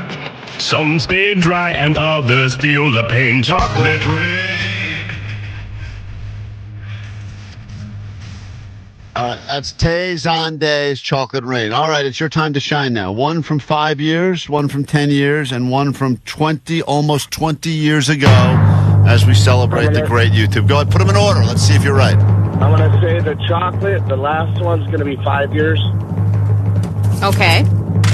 The second one is going to be 10. The guy lighting his fireworks is going to be the 20 years ago. All right, Mr. Beast fireworks, 20 years. Let's see if you're right. And what do you have for the last one? The last one will be the very first one you said. What does the fox say? Yeah. All right, so let me just make sure, because you answered that in the most confusing way humanly possible. You believe that Mr. Beast lighting the world's most expensive firework is from 20 years ago. Yes. You believe that Chocolate Rain is from 10 years ago. And you believe that What Does the Fox Say is the most recent from 5 years ago. Yes. All right, let's lock you in. If Is you're that right, really what he said? I think that's what he said. That's the man. I Does figured he know it out. what the internet is? I don't know. Do you have dial-up? Did you know sir? any of those videos? Oh, Craig had no idea. No. Wow. It's amazing That's you're able to miss crazy. all that stuff. All right, let's find out if you're right. Or we can just get to the answer and say you're wrong. But let's go ahead and figure it out. Let's see. Spoiler alert, you're wrong. He got them all wrong. But let's start. From all the way. Allie, this video. I thought at least that last one was going to be pretty obvious. I thought so as well. But as we travel back to not quite 20, but over 18 years ago, currently with still 140 million views. One of the first viral videos I remember being sent my way by multiple people was the Great Tezon Day, Chocolate Rain. This is from almost... Some stay dry and others feel the pain. Chocolate rain. And sure, it may be 18, pushing 20 years ago since that video dropped, but I will say this, the classics are timeless always. And It's that so song is true. as good today as it was then. And it was a nice nostalgic feeling to go through some of the old, most popular videos from when YouTube first came out. And also, just to prove how very wrong Craig was, from 10 years ago, that is when we got the smash hit that has 1.1 billion views, and that is What Does the Fox Say? What does the fox say? Took the world by storm in 2015, which means Mr. Beast, who now is a household name and one of the richest YouTubers, if not the richest out there, was just making it onto the mainstream about 5 years ago when he decided to light the world's biggest firework, most expensive firework. So. And everything here, we spent over $600,000 on this video, and every single firework will be launched. Starting with this one. It costs $1. Chandler, go launch it. It's lighting. That was kind of lame. There you have it. The internet. It's great. Thank you, YouTube. Happy birthday. And I'm not a big Mr. Beast fan, but I did watch that one all the way till the end. I believe it. If you would like to see Ali in a video that's even more lame than the firework, $1 firework, I recommend you are following KROQ on YouTube right now. If we hit 100,000 followers by the end of today's show, she will release her panty haul video wearing granny panties. Get ready for that. Quick break. We're back with more show next on KROQ. Injured in an accident? Looking for the best lawyer? On a Friday of Coachella, where you'll see that band right there, Green Day. And if you did not win tickets a moment ago, fear not. We have another pair we must give you before we get out of here in about 30 minutes. So between now and that pair of tickets, we're going to talk about some of the Coachella food. We've got some of the limited edition Coachella drops and collabs that are happening in our studio right now. And to help us go through this all, a man that you have seen many times, very jealous when I look at the How Kev Eats videos on Instagram, because he's always in his car, he always looks very comfortable, and he's shoveling food into his mouth, and he's traveling around the world eating food. And I don't know if you are the biggest, but you are definitely probably one of the biggest LA-based food review guys out there, right? I would say so, Are you bigger than Grubs with Greg? He works down the hall, so you can talk smack if you want Listen, to. numbers don't matter. We're all out here doing what we love. So you're crushing him. That's what you're saying? No. Yeah, all right. You heard it here first. How Kev Eats is now. He's going to try some of the food and show us how a professional review goes. And then Postmaster Johnny has got the shot collar. Where's the shot collar, Johnny? Oh, it's right here. Okay. He's going to put the shot collar on at some point, and then he will do a review the way we do food around here, which is the high voltage style. In all of your food reviewing videos, have you ever used electricity to help? I have not. No. It seems stupid, doesn't it? It seems a little wild, but no judgment. All right, fair enough. And I want to ask you, because I found recently I saw this new app, and this is something that I think a lot of people, we do a thing on the show called the Dank Tank, where people pitch us their ideas. And this feels like a idea that everyone has had before. An app that could help you keep track of all of the places you've eaten delicious food. So if you're super drunk and you had a great street taco, you don't forget where you got that street taco. But you took it to the next level. The app's called the Biter app, and you're a partner in this. And how did this whole thing happen? So basically, I had this idea a long time ago, about 4 or 5 years ago, and I wanted to create kind of a map of all of my ratings, including my scores. And I went back and forth. It was originally supposed to be a website just for my own stuff. And then a middle school friend of mine, shout out Austin Mills, was like, hey, my friend has a really good idea for a food app. He's currently in middle school, or he's a friend from middle school? No. He's grown up now. Okay, good. I was going to say, that's a real problem. Yeah. And then we basically get on the phone, and this guy, who is now my co-founder, Daniel, he proceeds to explain my own idea to me for 15 minutes. And I'm like, you got to be kidding me. And then we ended up becoming partners, and now it's the Biter app. So the idea is pretty much, if you follow any of these people that are doing food reviews, TikTok, Instagram, whatever, and you're like, oh man, I forget where it was, but someone had the best piece of cake or the best cheesesteak or whatever, you could check out there, and you can just go on a food tour. There's so many good places to eat in LA. I think it's the best food city I've ever lived in, because there's so many different styles where you could, you have crushed sushi, but you could still have an amazing slice of pizza. Agreed. And so as a result, you can use the Biter app and help follow along. So if it's you, or if it's Greg, or if it's any of these other guys, or if it's your dentist who happens to be the biggest foodie, he or she can also go make their own map. Anybody in the world can make their own map, and they can share that map with their friends. And you could be the friend with the best recommendations, or what have you. As well as lists will be there, and a video. If a creator's done a video on it, it'll also be there. I'm curious because a guy like you that knows this city well and eats a lot of food. I mean, we all eat a lot, but you're probably doubling up because you have to do the content, right? And I'm curious as to if someone's like, I got a visitor coming to LA for 24 hours, and this is a tough question. Mm-hmm. Where are 2 places that they must eat while they're here for 24 hours? That's a great question. Because for lunch, sorry to interrupt. Yeah, for lunch, I would say you have to go have either Mexican food here, because the Mexican food in LA is amazing. Mm-hmm. So, and don't go somewhere that is a restaurant. Go somewhere that is a food truck or a food stand for street tacos. That's what you want to go get. Or I would get Howlin' Ray's for lunch, because I think some of the best Nashville hot chicken, if not the best, is in downtown LA. And then for dinner, I would say a couple things. There's a big Persian community here, so Sadaf and Encino, it's great Persian food. Or I would go to Anna Jack Thai, which is fantastic. Or my personal favorite Italian restaurant on Highland and Melrose, Osteria Mozza. All right, so there's some pics from a guy that sits in his car, eats food, and the other question is, this all started when you were just you were really microwaving pizza. You were showing people not to microwave pizza. That was kind of how this whole thing began. Pizza rolls, yes. Now, here you are, and ironically enough, we have some of the pizza collabs that are going to be at Coachella this weekend, including a limited that's between Yeasty Boys, the Bagel Truck, and Prince Street Pizza. And this is only available at certain events that are happening in and around Coachella. That's also a collab with Brave Hot Sauce. So they've all collabed on something. Now, meanwhile, for those of you that aren't going to the desert but still want to take advantage of some of the Coachella collabs, there's another collab that's happening between, and this one is one of your favorite places, the Boiling Crab, Prince Street, and this is a Postmates collab as well. Yes. And they're doing different types of pizza. So in a moment, you can pick whichever. We've got a lot of food here in front of you.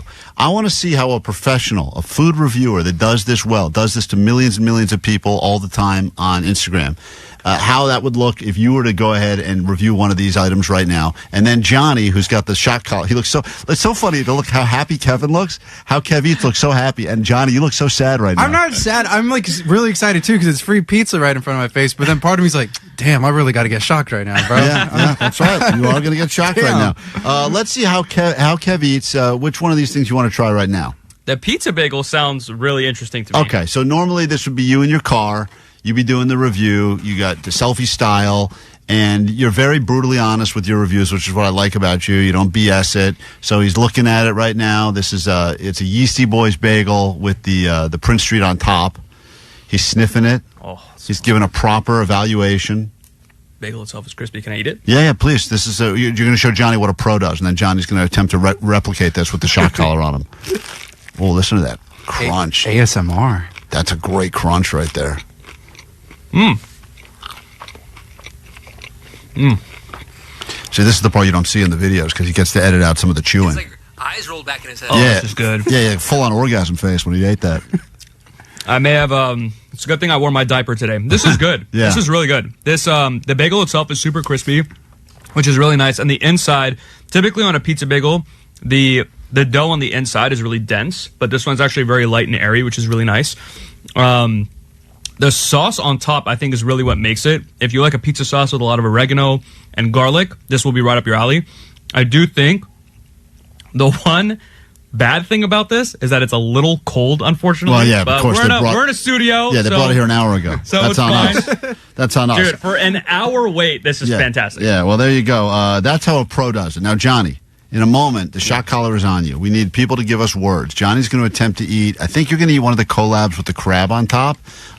There's a couple of different collab pizzas that are going on through Postmates, but Johnny is going to try the collab pizza. We need 5 words. If Johnny says any of those words, we call them buzzwords. We will shock him with electricity, and we will slowly raise the voltage. So by the end of the review, you're getting like 50 volts. Yeah, crack it. Feel free. Go nuts right there. That's you can have that. What is? No, don't worry. We'll talk about that off the air. This is KROQ with Klein Alley Show.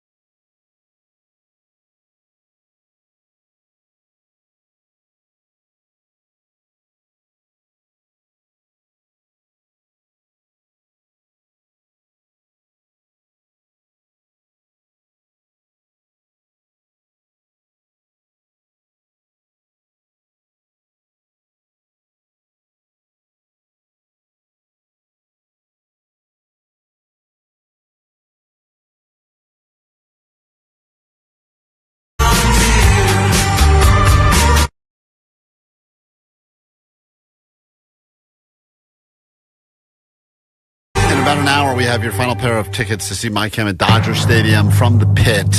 Just got an update that we are now less than 245 people away from cracking 100,000 subs on KROQ's YouTube. If we get to that number, which means 245, I know there are more than 245 people listening right now. Not many more, but some more than that. If you're able to get to YouTube, subscribe to KROQ, and we cross that 100,000 threshold, Allie will release the Granny Panty Haul video. Omar loves Panty Haul videos. This is the first one he will not like. It already started with Allie in her kitchen trying on underwear, and apparently that's the best part of it. It goes worse from there. It gets better. All right, well, we'll get to it. I can't wait to find out exactly what she shares with us. The brand is called PDZXWYZ. Oh, boy. Underwear. They have a 4 Is that just the size? Oh, I get into the size. Oh, you that do. will stretch out to 34 inches, and these are in an extra large. Oh, good God. See, they have a little bow on the front, and there's some lace there kind of by the leg area, which is kind of nice. So these are really, they seem pretty breathable just by feeling them. Also have kind of like a good elastic around the leg. We're now 330 people away. We somehow need more people. I don't know how that happened. Anyway, subscribe, KROQ's YouTube. Let's cross 100,000 on today's show, and Allie will release the video for the masses. All right, let's get into your news, and then a brand new hour of the show can begin. Grab your Adderall. It's time for ADD News. Thank you. Cruise news. Oh, it's a news battle between Allie and Vanessa on the cruise ship. Who should we go to first? No, we're going to say there is no battle. She wins. Now we're going to save Vanessa's cruise news for coming up at the beginning of next hour. But go ahead, Allie. So thank you were the Pope's last words as revealed by the Vatican. Specifically, he said, "Thank you for bringing me back to the square." What if he said F you? And the person heard that, and they're like, we can't tell the masses his final words. What should we say? Thank? Let's just change it to a thank. F you. So he said this to one of his longtime health aides named Massimiliano Strapetti, a nurse who the Pope said once saved his life by telling him to get colon surgery, and if he hadn't, it would have been far too late.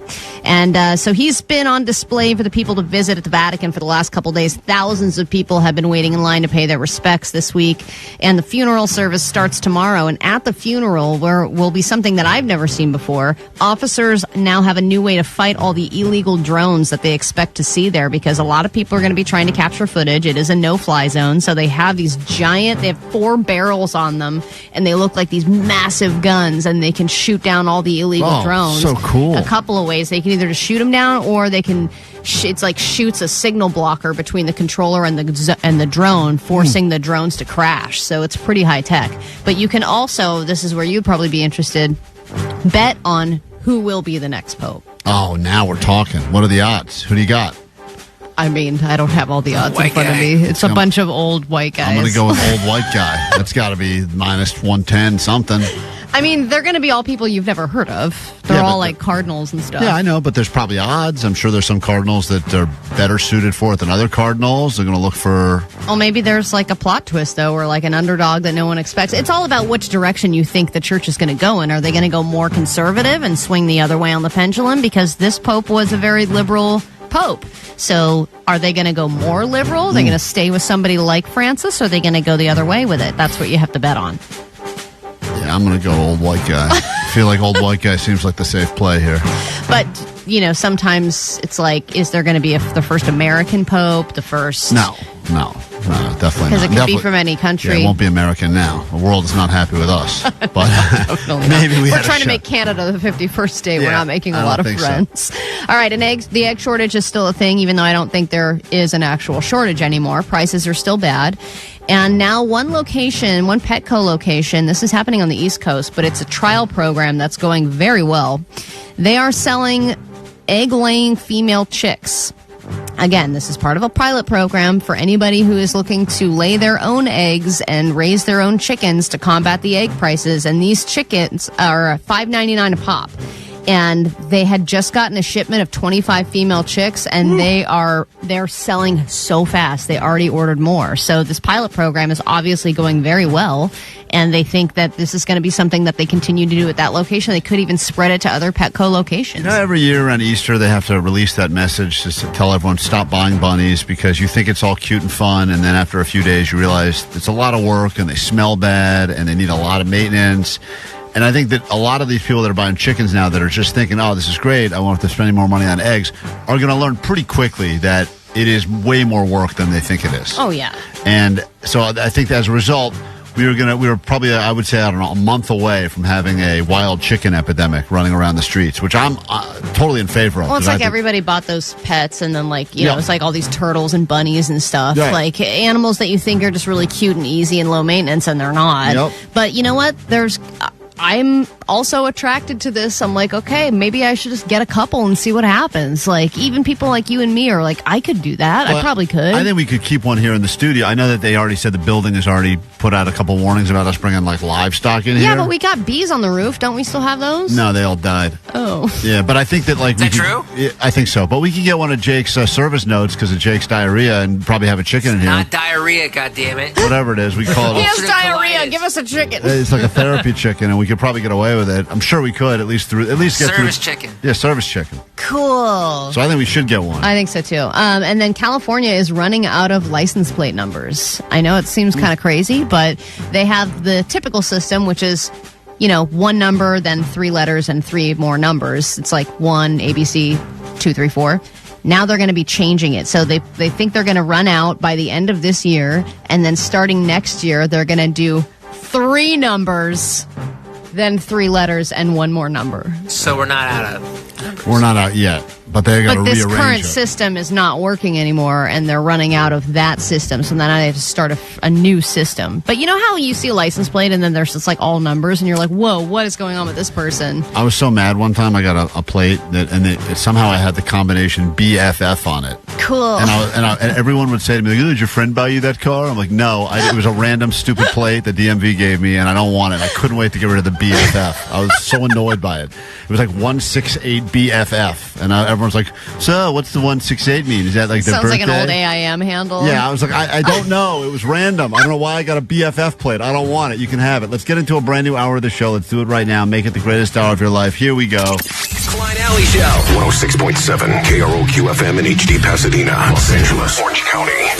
This is the world famous KROQ. Thank God it's Friday! Friday for you, weight day for Jake. We'll bring Jake back in the studio and figure out how much weight he's actually losing. That man was at his rock bottom because he weighed more than a boulder. That's why we call it that. He was over 200 pounds and putting on weight quickly. And then he's now been on a journey. And every week he seems to be shedding them pounds. So we'll bring him in here for his weigh day. Place your bets. You can bet on the Pope. You can bet on Jake's weight. That'll be happening this hour. We are excited that Postmaster Johnny has taken up cooking. And as a result, we learned that he knows very little about cooking. So get ready for some Johnny Doesn't Know Cooking. That'll be coming up this hour as well. And that could score you access to Pizza City Fest. You want to eat some delicious pizza, food, desserts, all that stuff happening LA Live, Saturday, Sunday. We will get you in with some Johnny Doesn't Know action coming up later this hour. And if that was not enough, and I know that it's not, we'll find out what's happening on the high seas for an update with your cruise news. Was in Cabo. We did a water taxi tour, and we saw whales. So we'll find out what else happened. Vanessa back to drinking after taking a day off. That is all coming up this hour on KROQ. If you need us or you're just waiting around for those MyChem tickets, we have the final pair for you. The numbers you'll need, 800-520-1067. By the way, one of the contenders for the next Pope is one of the lead contenders is an Asian guy from the Philippines, and he's known as the Asian Francis. Cool. What are the odds on that guy? I mean, again, I don't have the odds in front of me, but he's one of the lead contenders for the next Pope. So old white guy might not be your best choice. I'll put sprinkle a little bit over there on Asian Francis. See if we can make it happen. Maybe a little parlay action. Lots to get to this hour. We are Klein Alley Show on KROQ. Welcome to your weekend.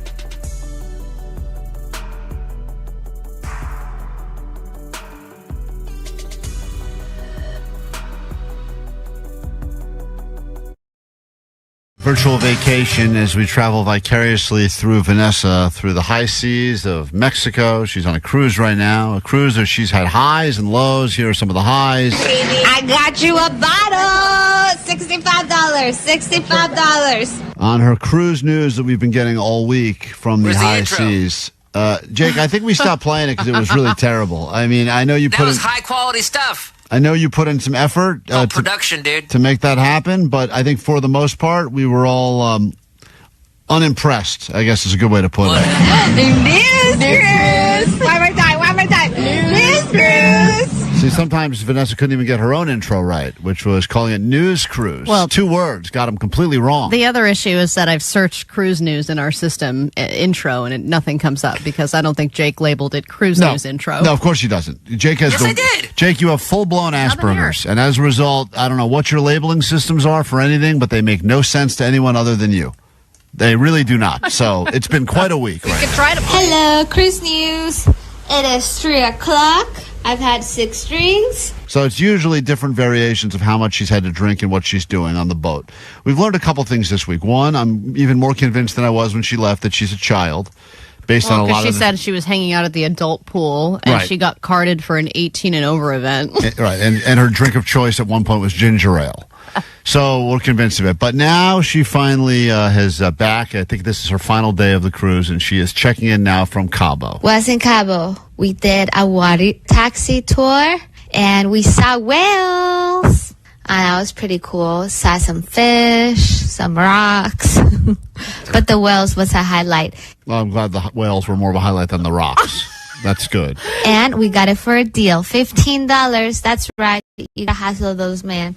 So Those man. those man, which is another more indication she's a child, by the way. But The fact that she thought rocks were cool, like my 3-year-old thinks rocks Yeah. are really cool. She also, I should point out, is not great at the negotiating. She already clearly overpaid for that bottle of Ron Julio tequila she's bringing us from Don's brother.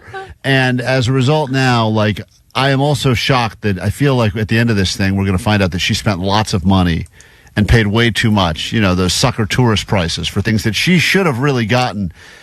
A, you'd think she would get the kids' price, but B, she can speak fluent Spanish. Right. So you would think, like, hey, you know, if you can negotiate a little bit and you can speak in Spanish, then you would be able to definitely get the price down a little bit compared to somebody like me, And who she's they not- would look at me and charge me double. Oh, yeah. Allie's as white comes. They look at Allie The get off the whitest. boat, and they're like, man, let's rip off this Karen ASAP. But meanwhile, Vanessa's got a lot of things going for her. She's not unattractive, so she could play that card if she wanted to. B, she could play the I'm a child card.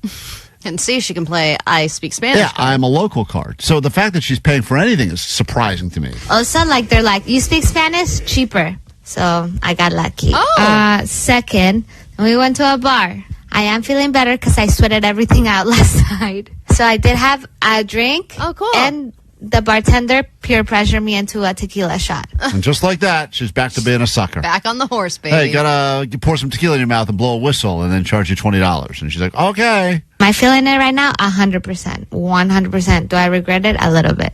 All right, great. That's Vanessa. She's final day of her cruise. It's okay. I'm about to just tan and lay down and sleep. But that's it, guys. Tomorrow will be Friday. And because it's a sea day, I won't have a reception to send you cruise news. So this might be my last cruise news because I only have reception near land. So I'll send you another cruise news later. I hope you're not making too much fun of me while I'm gone. I hope everything's okay. No, everything's fine, Vanessa. Okay, bye. Oh, this is her sign off now. This is Okay, bye. all right, there she goes. The great Vanessa. Or she thinks that we're just playing all these going, what a wonderful person. We all got to take a nice cruise. With I have Vanessa. nothing negative to say. Well, on Monday morning, we'll be drinking tequila. Clearly, the best bottle of tequila that Mexico has to offer. I can't wait to try it. And we should, you know, it's funny because she's so gullible. We should hit her up with a letter that says that she basically owes a bunch of tariffs for bringing. Oh my God, that's such a good idea. Because she will 100% fall for it. and she will be so upset. She'll and, be so stressed out. and we should send a letter, certified mail, have it waiting for her that she owes like thousands of dollars Oh my in God. tariffs. Yeah, we'll send it like priority mail so it looks all official. For that one bottle of tequila that she brought back. She has to pay like $500. Like a ridiculous amount of tariffs. Because she. All right, let's get working on that. We've got our plan for next week figured out. Quick break. We'll be back in a second. And when we return, this is exciting. Johnny Doesn't Know could score you access to Pizza City Fest. This man claims he's cooking now, but does he know anything about what goes on in the kitchen? We've learned probably not. If you'd like to play and win your way into Pizza City Fest Los Angeles, call now 800-520-1067. That's coming up.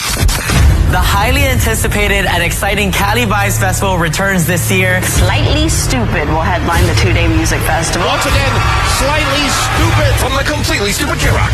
It's your only way in to a private show with Slightly Stupid in the Help Behind the Sound Space at KROQ.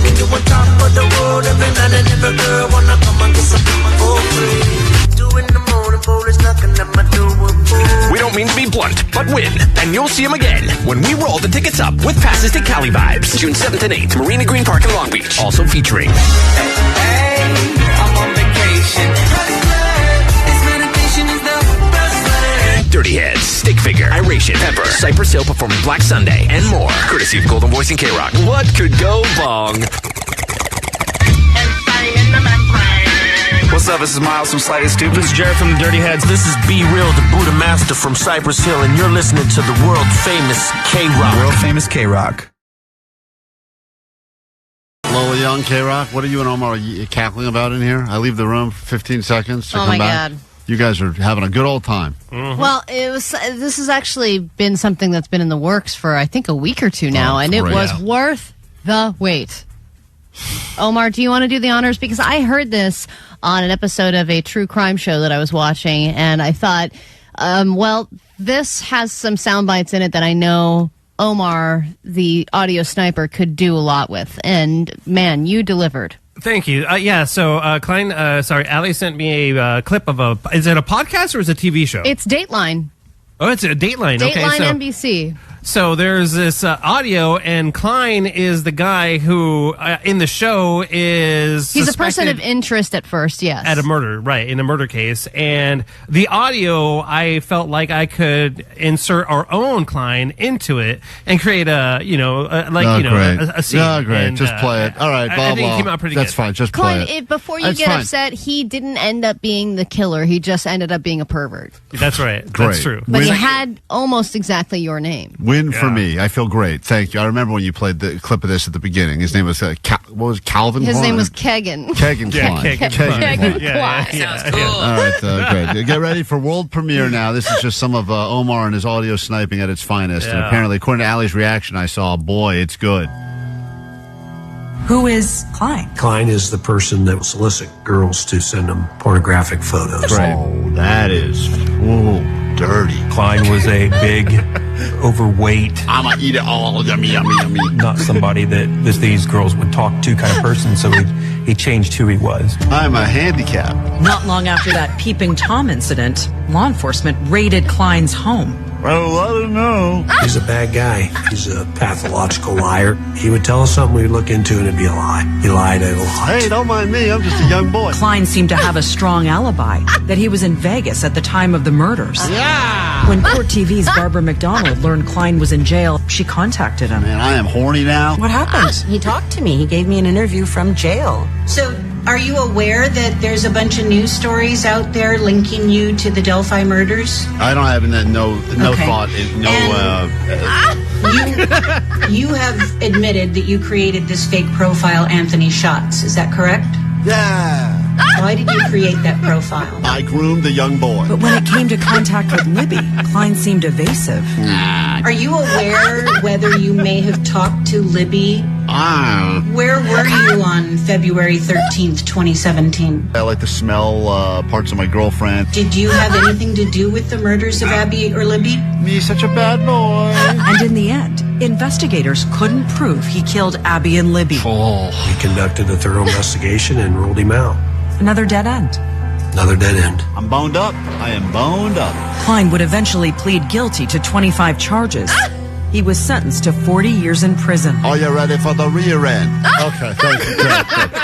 Good. Great. What a wonderful tribute. Thank you, Omar. You're welcome. That was everything I could have imagined and more. Star of Dateline. I That's love great. the question answer section. Can people with my name stop committing terrible crimes and giving 25 crimes. 25 crimes? 40 years in prison. It's good to know that if I ever do get accused of doing any crimes, I'm just going to mumble instead of answer.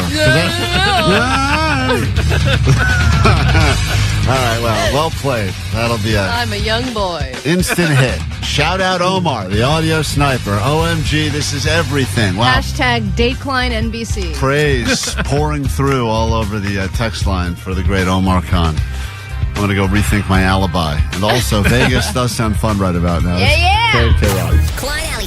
Klein Alley Show. KROQ, the world famous KROQ. KROQ. Get your flowers pouring through on the text line. People saying, well done, audio sniper. That's why Appreciate he's the best. That's just a... that's So not many people me. with suggestions of other sound clips to use, really? too, which is great. 831 Omar, at the end of the clip where he gets sentenced, you also should add his puppy noises. We don't need any more. It's fine as it is. He was sentenced to 40 years in prison. Are you ready for the rear end? We don't need to add more sounds to it. It's fine. 714, oh my God, I fell off my chair. 949, I can't Thank stop you. laughing. Kudos to Omar. Take notes, Jake. Let's not forget about early the- nomination for Song of the Year. Not a song. And let's not forget for a moment, before we give all this glory to Omar, who's the guy that said all the dumb things during the story over the many years. Me. You're trying to now take credit for this? That's right. I didn't realize the audience would like it so much. But who is an idiot? Right. First, me. That's who. And who is a pervert? The other client. Yeah, let's not get confused here. I know there's new listeners don't understand that was a lot of clever editing, and they think that that's a real story. Oh, Klein was on Shark Tank and on Dateline? Wow. I was not on Dateline. That was a different guy with a different name and a different spelling, I believe. And Omar just got real clever with his No, it wasn't different witchcraft. spelling. Well, whatever. He did some sort of weird audio witchcraft and made me look like a real deviant. Oh, well, And I am a Kegan deviant. Klein was the focus, but you're the star. No, we're not playing it again. People demanding We are an encore. absolutely playing that I again. think it's been deleted, the file. 310, I'm at my desk stealthily watching the live stream. All And I'm right. so glad I got to hear that at work. 310, OMFG, I'm crying. Stop, guys. I got to drive straight. This isn't safe. Well, it's not real, so just understand that I did very few of those things. I mean, that guy sounds like he was living a fun life. I'll be honest, a little jealous. Went to Vegas and whatever, but... Well, having watched the actual episode, I can say that you are much more attractive than Kegan Klein. thank you. I'll take that as a win.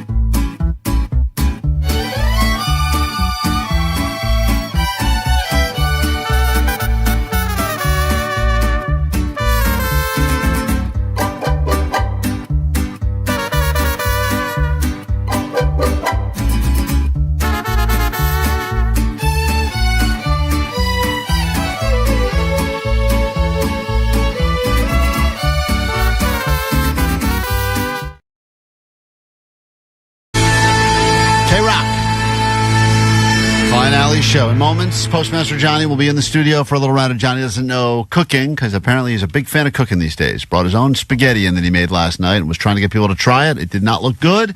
He understands that he's learning as he goes, but this guy's never cooked for himself, and now he's really getting into it. So we'll find out if he's learned anything these past few weeks of cooking. He also said that you're a good cook when you can make lasagna. Like, if you can make lasagna, you are a Michelin star chef. Right. That's true, dude. In his world, that is his goal. But before we do that, Johnny's got an exciting update now. We've been monitoring what's been happening on the YouTube. As if we cross 100,000 subs by the end of the show today, Allie will officially drop her Panty Haul video, Granny Panty Haul. We started the day. We had 500 followers or 500 more subscribers we needed. Where are we at now? How many more do we need, Johnny? Okay, so it looks like we have 121 subscribers left to go. 121 left. We are making moves. And at this rate, I think by the end of this hour, perhaps, Allie could be releasing her Granny Panty Haul video. And even Omar will be cured from his addiction to Panty Haul videos. So I can't wait.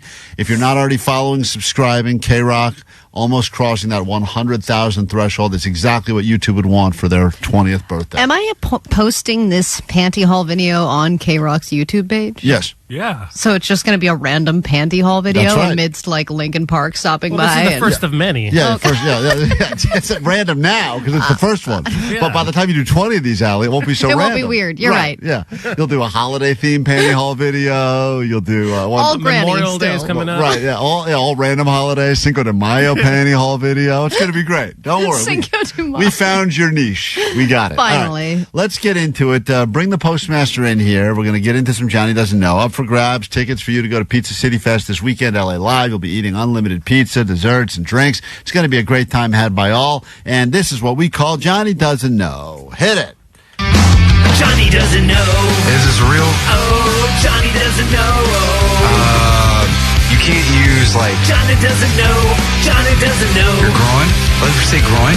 Johnny doesn't know. Like, if I do, like, a thrust shot right to the genitals, like, off the backboard. So Johnny's brought in with him a Tupperware. And what is this you prepared yourself last night? This is some pasta with You've been doing meat a lot of sauce. That's all you're doing? Oh, that looks terrible. This isn't bad. That's like 4 days old now. No, it's not. It's like only 2 days, and it's fresh. And you like cooking. You like the concept of cooking. Yeah, I mean, it's just basically ingredients, and you just, like, throw them together, and it's just, like, make something with it, you know? Right, beautifully said. Like something in hops case out. anyone listening doesn't know what cooking is, Johnny just explained it. We have the new Julia Child. You take, it's child. He also said 2 days was fresh. Yeah. It's, 2 days is kind of fresh. Kind of fresh. All right, let's get to the questions now. These are all questions about cooking or the kitchen. I don't even think there's sauce on that. No, I messed it up. I didn't put no sauce. I didn't put no seasoning. I thought you came in here a moment ago and you said I made pasta with sauce, but there is no sauce. I did, but I guess you need more than one jar for the amount. I put too much pasta and not enough sauce, so my ratios were... Ratios off. You're not good at ratios. Ratios are critical. Let's go to Diana, first one out of the gate. You don't need to know the answer. You just need to know, will Johnny know the answer? Johnny doesn't know cooking. Up for grabs. Everyone who gets theirs right, I'll write your name down. One of you will be picked at random, and you'll be joining us on Sunday, the day I'm hosting, actually, at Pizza City Fest in downtown LA. Here we go. Diana, you ready to go? Let's do it. All right. Will Johnny know what is the knife called that is used for cutting bread? There's a name for the knife that is used to cut bread. Will Johnny know that, yes or no? I'm going to say no. Bread is one of his favorite food groups. He does eat it regularly. He's not a gluten-free weirdo, but I don't think will know the name for the bread knife. No, I don't think he knows that there... Do you know that there are different types of knives? There's, like, big ones and then the small ones. Yeah, Okay. all right. Great. I think you've made a wise decision, Diana, saying no. But, Johnny, it's your time. Maybe this is some information he picked up. What knife is used for cutting bread? The butter knife.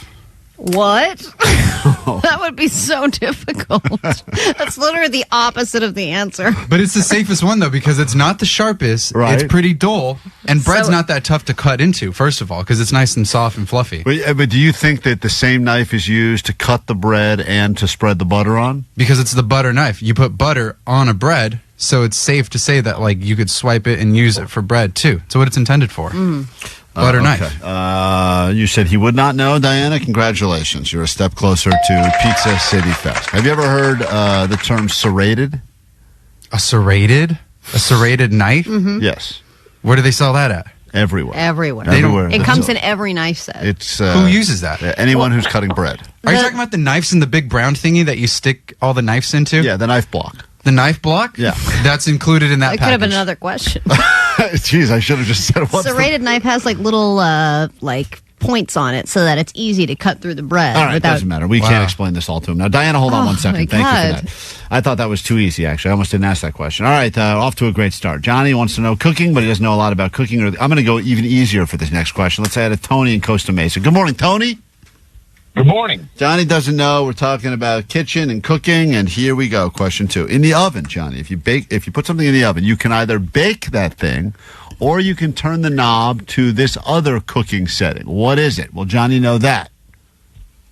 No. Okay. Absolutely not. As a chef, absolutely not. You're a chef and you know this. Johnny, bake is one option. You put it in the oven, but you could also put it on this setting. What is the other setting? He says you will not know. The roast setting. Because you can make pot roast in the oven, and you could roast the oven. Like, hey. You could roast the whole oven? Like when your uncle tells you, like, hey, like, go roast the preheat. Common essential roast. Wait, can you say preheat too? It's time for the roast of the oven. Hey, you big Cook fat already. oven. All right.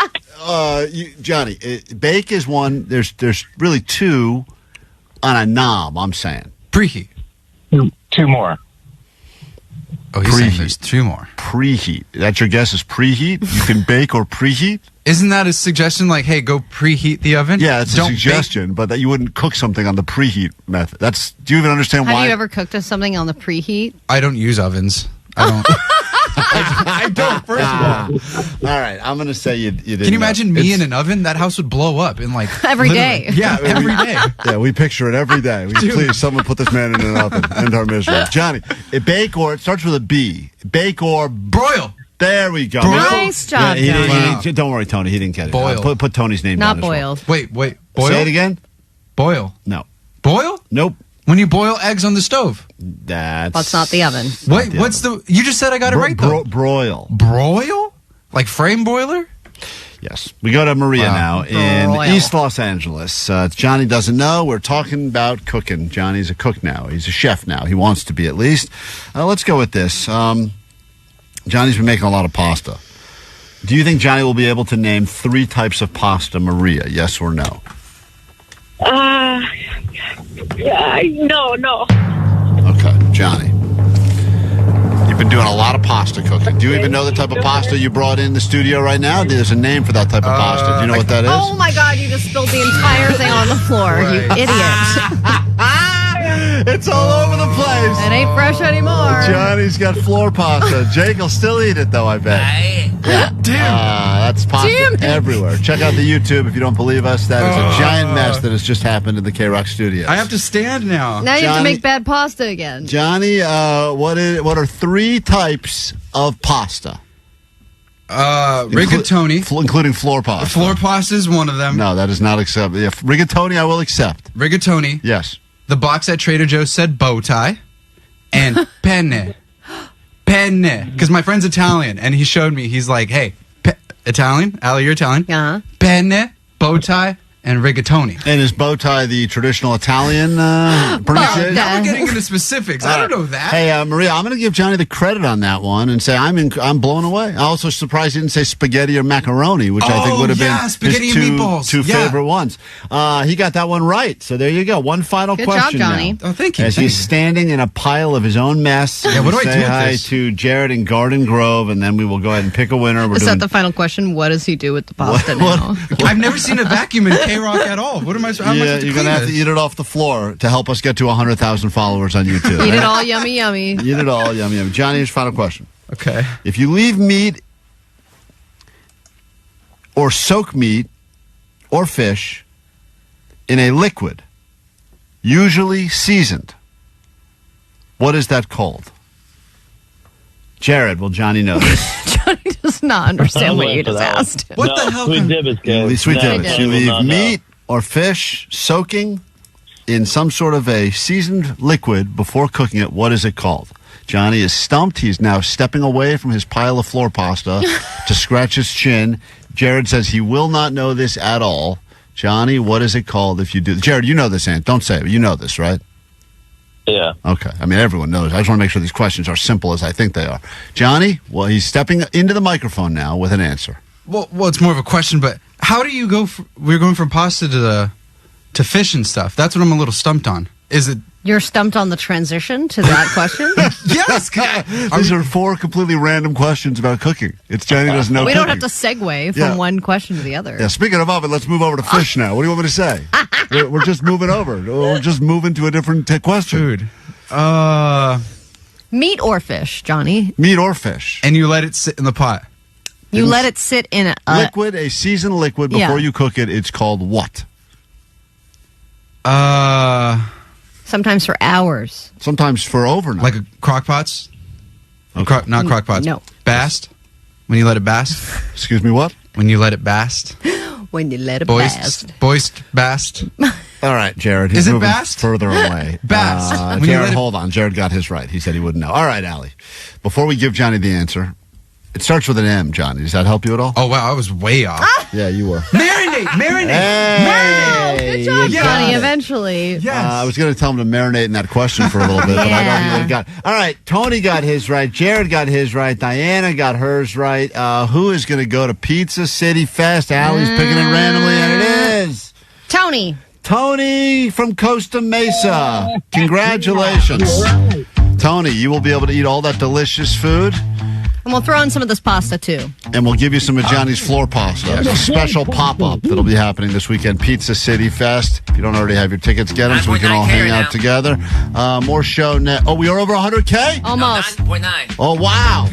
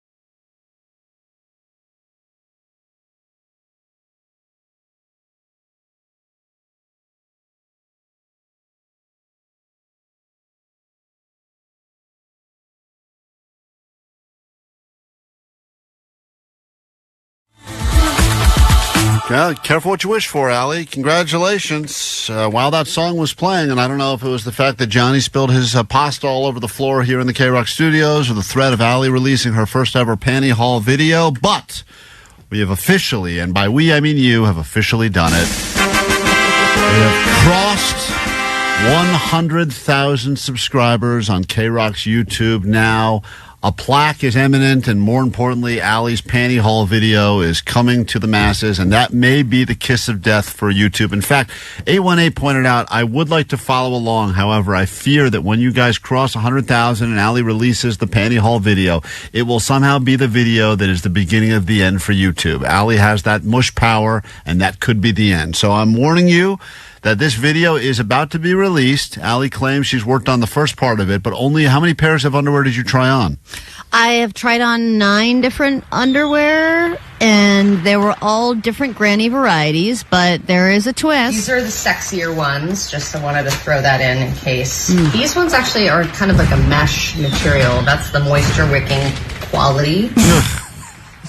So if you want to see some moisture wicking, when can we congrats, when can we because you expect this subscribed. video? Because now this is a big thing to drop our first video. I mean, remember, Mr. Beast now, every time he gets a new 100 million followers, he does some sort of a special thing. To KROQ hitting 100,000. Look, I still got to put it all together, okay? So can you put a teaser video up? I mean, the people I can want put a teaser video up, but I don't have the underwear video ready right this second. I didn't think we were going to get here so quickly. So I promise I will release it over the weekend. Over the weekend? That's it. I'm unfollowing. What do you mean? People want it now. They want immediate gratification. You're the one who said she's going to release it now. I told you from the beginning I don't have the video ready. What are we listening to? All this audio. I've told you 7 times. I filmed the first part of it. Yeah, put the part up. The first part.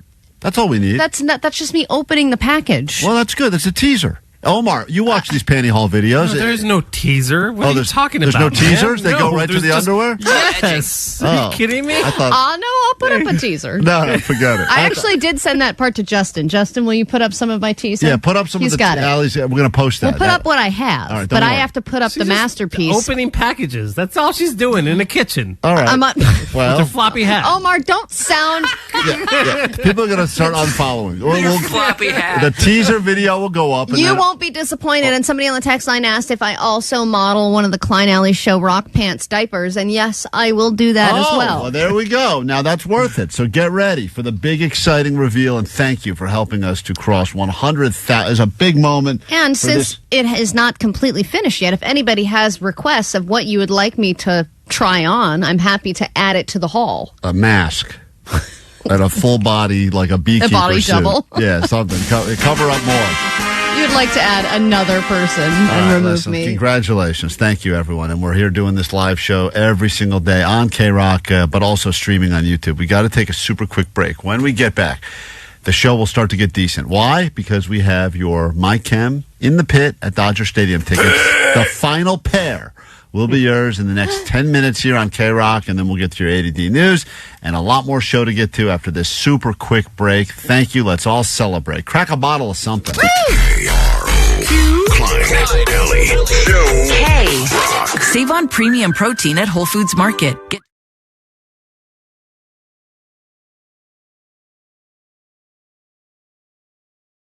Oh yeah, feel them Friday vibes, and welcome to the weekend. Here we are on KROQ. Good morning, and how the hell goes it? Klein Alley Show, way after 6 o'clock. Look at us. What? We are moving super late today. How did that happen? I don't know. Well, Johnny's been filling in for Vanessa. Vanessa's been on a cruise, and Johnny, who has been subbing in as the producer, arrived just after 6 a.m. this morning. That's not cap now. Johnny, I saw you walk down the hall. It was 6 o'clock. Straight cap, bro. So you want to check the video, surveillance footage? Go ahead. We can never get that video anyways. What time did you walk down the hall here? 5:57. So let me get this straight. Hold on. Yeah. Your defense for you're filling in as the producer of the show, an opportunity for you to go step above and beyond and prove that you can do all the stuff Vanessa does. And Vanessa gets here, I think, at like 4:30 in the morning. And you decide to get I'm here, not getting here at 4:30 in the 3 morning. minutes before we go on the air? Yep. All right.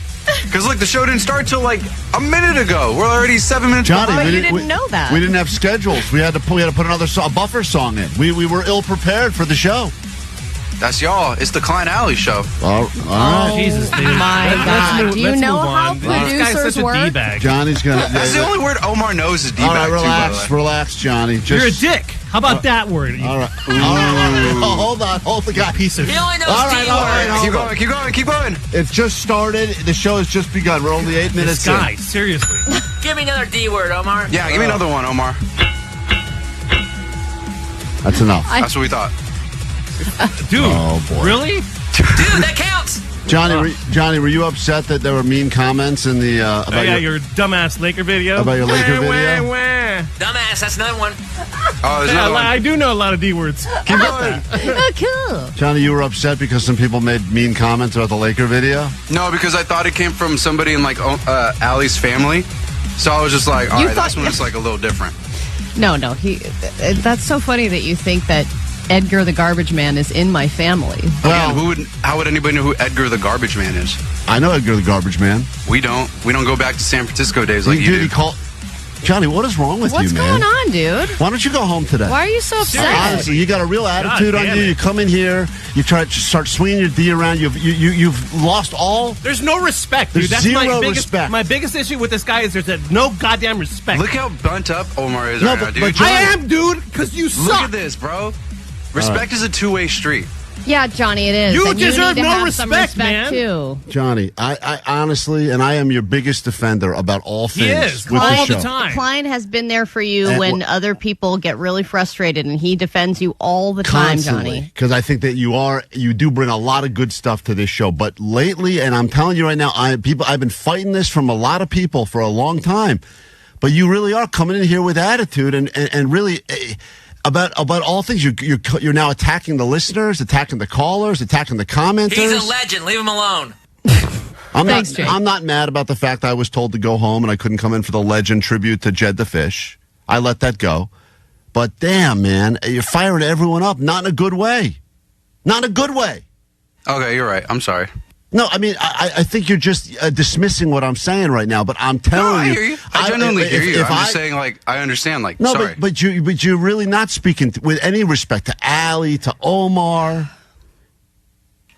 It's like for some reason you've now let this get to your head. I don't want to start the Friday show. You should have heard the first second of this show. Yeah, Friday, good vibes, good weekend. I know, we're all feeling good. I just said you showed up late, and instead of it being like you're right, dude. I blew it. You go, nah, that's not true. You're a dick. Omar's a dick. He doesn't sound like me. Sorry, that's Jake's voice. No, but I mean, Klein's right. Like, don't get all defensive of it. Like, you didn't show up early enough if you're covering for a producer, so just acknowledge that. And the whole show goes late, and then you say, oh, well, it's the Klein Alley show. So you don't want any ownership in the show? Yeah, I guess. All right, no, I mean, Johnny, I'm being serious. You don't want any ownership. You Go show home. initiative because you want to be a part of the station and a part of the show and a part of, the KROQ quote legacy. So you got to show up and you got to do the work. You got to put work in, man. No, you're right. You're right. So then, if we ask you to do something and we get attitude, then why would we want to continue to work with you then? No, you're right. 100%. You're true. Are you eating during this? No, I'm not. No, I swear I'm not. He's eating this. All right. He hasn't dug into his Costco chicken yet. He's got peanut butter. All right, we got to. But on a real level, Johnny, we've had this conversation before. On air, off air, privately. I send you side texts. I can't, and I don't even want to start taking this call. Klein can't continue to groom you, all right? I can't. Sexually. I can't groom you. It's getting bad now. I cannot. There's only so much. Klein needs to get some reward out of this, right? Well, Closed mouths don't eat. Chris Hansen, leave me alone. And I'm Chris Hansen with Dateline NBC. It's not even a topical reference anymore. All right. Now we're up on a break already. Now we're way behind. Oh, my God. We're really late. We're going to not play the song. I'm going to delete the song. Let's try to reset. Got a decent show planned for you today, I think. That really canceled out the weekend song, huh? Sure did. Play it again. We may have to listen to it again. Here's this version. Wait for the weekend, yeah. Wait for the weekend, yeah. Wait for the weekend. Monday, Tuesday, Wednesday, Friday, trash. Ooh. Thursday, Friday, forget about that. Monday, forget about that. Thursday, Monday, that's trash. Right. That's just one of our drunk coworkers here. We got to take a quick break. We'll be back in a second. Everyone take a deep breath. The show will officially start again next.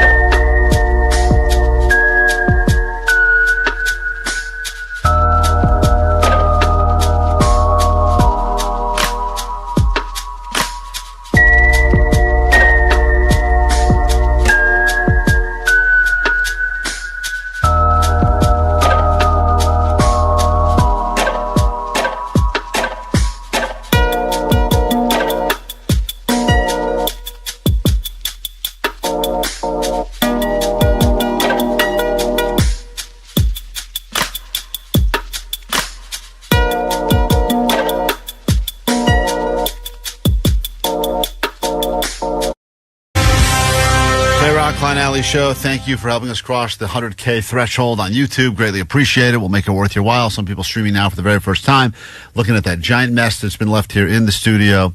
And I thought after that pep talk we had at 6 a.m. this morning about Johnny, he would have cleaned up that mess. But it's just sitting right there on the floor where he left it. Pasta. I know. I have a vacuum coming in right after the show. Vacuum? Dude, it's a giant piece of pasta. We don't need a vacuum. We just got to come and pick up some pasta. Yeah, but I want to clean the floor a little bit, too, so it doesn't smell. Jake was going to eat some of it, but Jake will be getting on the scale coming up soon enough for his weigh-day weigh-in. So we'll get into that coming up.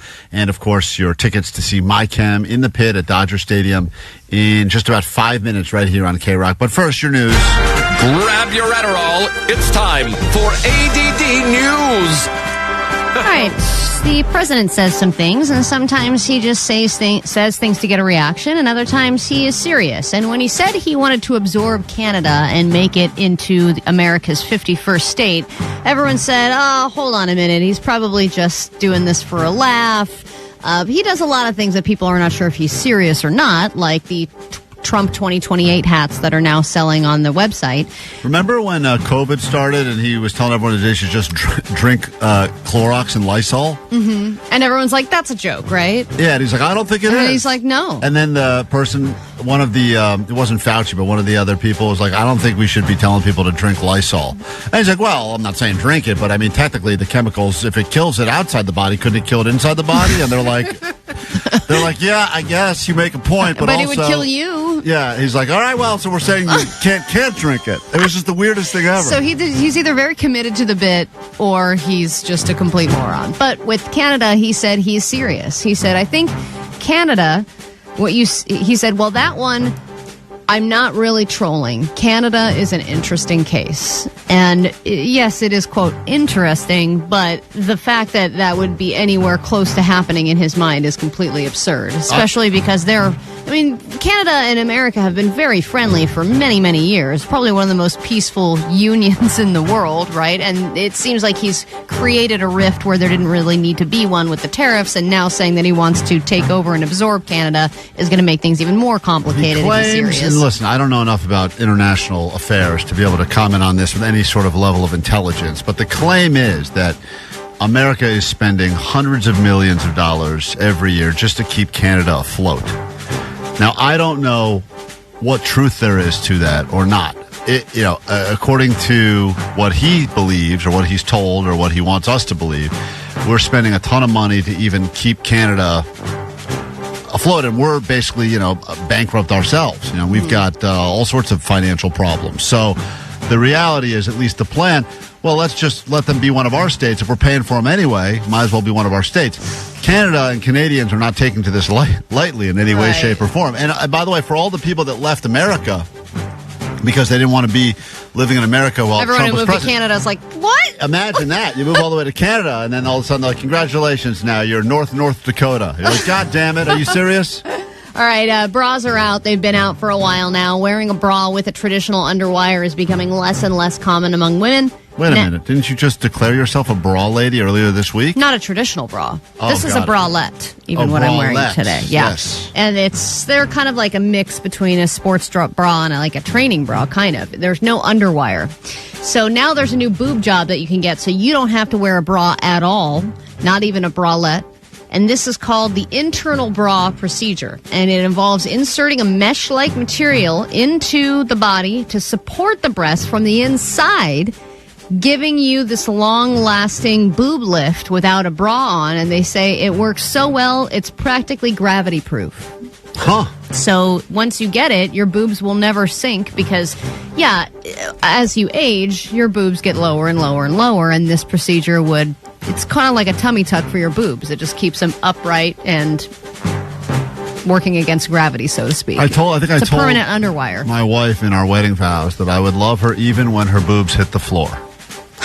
And you say such romantic things. I'll drive your boobs to LAX. I know.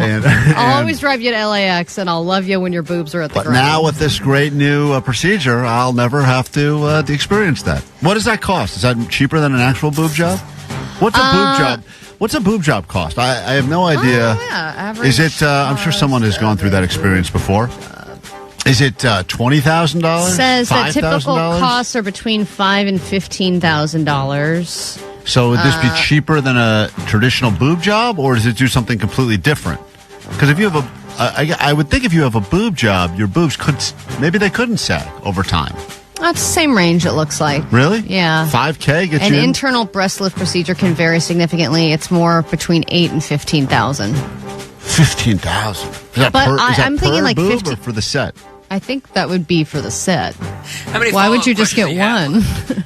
I'm just curious about this now. I didn't realize. Wow, I'm surprised you're so curious. New procedure. I just have every question about any sex story. That's not sex. That's boobs. That's life. That's right sex there. adjacent. That's life. That's life. That's not boobs. It's life. We've talked about this. The one thing that everyone agrees on: men, women, gay, straight. Everyone loves boobs. Oh, I totally agree with you. And I am not somebody who is a vain person. I'm a veiny person. Yeah, you are. But paying $10,000 to never wear a bra again and know that they would never reach the floor is actually a pretty great thought. Yes, that's my point. Is I feel like women hate the bra. We hate dealing with our boobs. It's so annoying. much. The sales department offered me a boob job. Oh yeah, I forgot about that. What? They offered Jake a legitimate. Why are we just now talking about because it? he didn't want to do it. No, they were going to give him a reduction on his giant man boobs. What? No way. Yeah. What? Yeah, well, Dude, get up on that. And I said, I answered for Jake. I said, he's in. And then Jake... I love how Jake is getting every women's endorsement for this drug. It's a weight loss drug and a breast Jake, procedure. what was the deal they were going to do for you? Why didn't I hear about the deal? They just asked me if I was interested. Yeah. No, and I said no. That means this came up in a sales meeting, and I wish that I had been there. There was a whole discussion about it. All right, anyone else have any ideas? Yeah, Jake's got big breasts, and I was thinking I could reach out to a company to get some breast reduction surgery. Jake, would you be interested in this anti-gravity boob thing to keep them off the ground? Totally. All right, now we're talking again. We're back on the table. Well, I know people have been worried that Jake is going to lose his breasts when he loses weight, and I don't think he will. I think those are genetic, right, Jake? I don't know if they're genetic, but your dad has them. Yeah, you showed us a picture with you and your dad on that hike, and he's got He's massive. got big ones, Oh, too. that's right. He does, yeah. So maybe it is genetic. And your mom's like, oh. Jake's got a nice family tree, very stacked. I'm a pretty lady. Yeah. Sure are. All right, if you've taken an Uber, there's a high chance you've left something in that Uber. When I was a rideshare driver, I had to reconnect people with phones and wallets all the time. And what's amusing is the annual list of things that people have left in Ubers. These are some of the most unique items that have been left in Ubers in the last year. And just before we get into that list, the top thing that is left in every Uber is still phone at number 1 and wallet at number 2. And Los Angeles was number 4 as far as most forgetful cities, New York City being the first. But some of the things that were left in Ubers in the last year are a mannequin head with human hair, a live turtle, an entire urinal, 2 mattresses, 15 hookahs, 100 DVDs, a bouquet of 100 roses, which that sucks that you paid for all that and then left it in an Uber, a traffic cone, peacock feathers, and 10 live lobsters. Everyone who... I did this story when you were gone. Yeah, it's an Oh, old you news story. did? But everyone who was supposed to give flowers to someone this year and forgot an anniversary just claimed that you did get 100 dozen roses or whatever, 100 roses, and you left them in an Uber, and then showed them the story. And they will be just as appreciative as if you had gotten them the flowers. Yeah. So I swear I bought them, and there's a story about it. Let's get into a brand new hour of the show right now. And if you'd like to call us, caller 20, you have the final pair of tickets in the pit for MyChem at Dodger Stadium. All you got to do is be caller 20 right now at 800-520-1067. That's how we kick off a new hour next.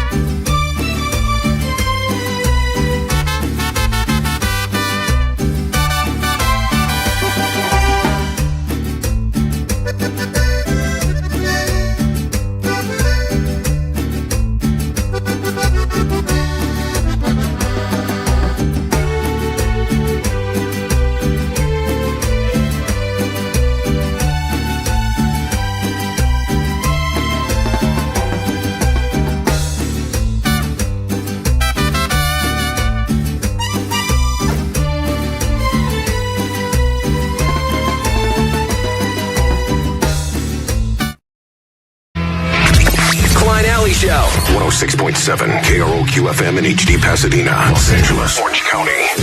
This is the world famous KROQ.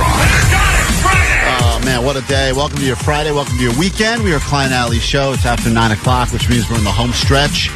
And we will end it all with the anthem to all things weekend fun and festivities, the weekend song. You got Kings playoff hockey, Lakers playoff basketball, Dodgers playing, Pizza City Fest going on this weekend, and in the not-too-distant future at Dodger Stadium, My Chemical Romance. We got the final pair of tickets, put you in the pit, and we're going to give them away to someone in just a moment. But it's nice to hear, Allie, when we say things on the show.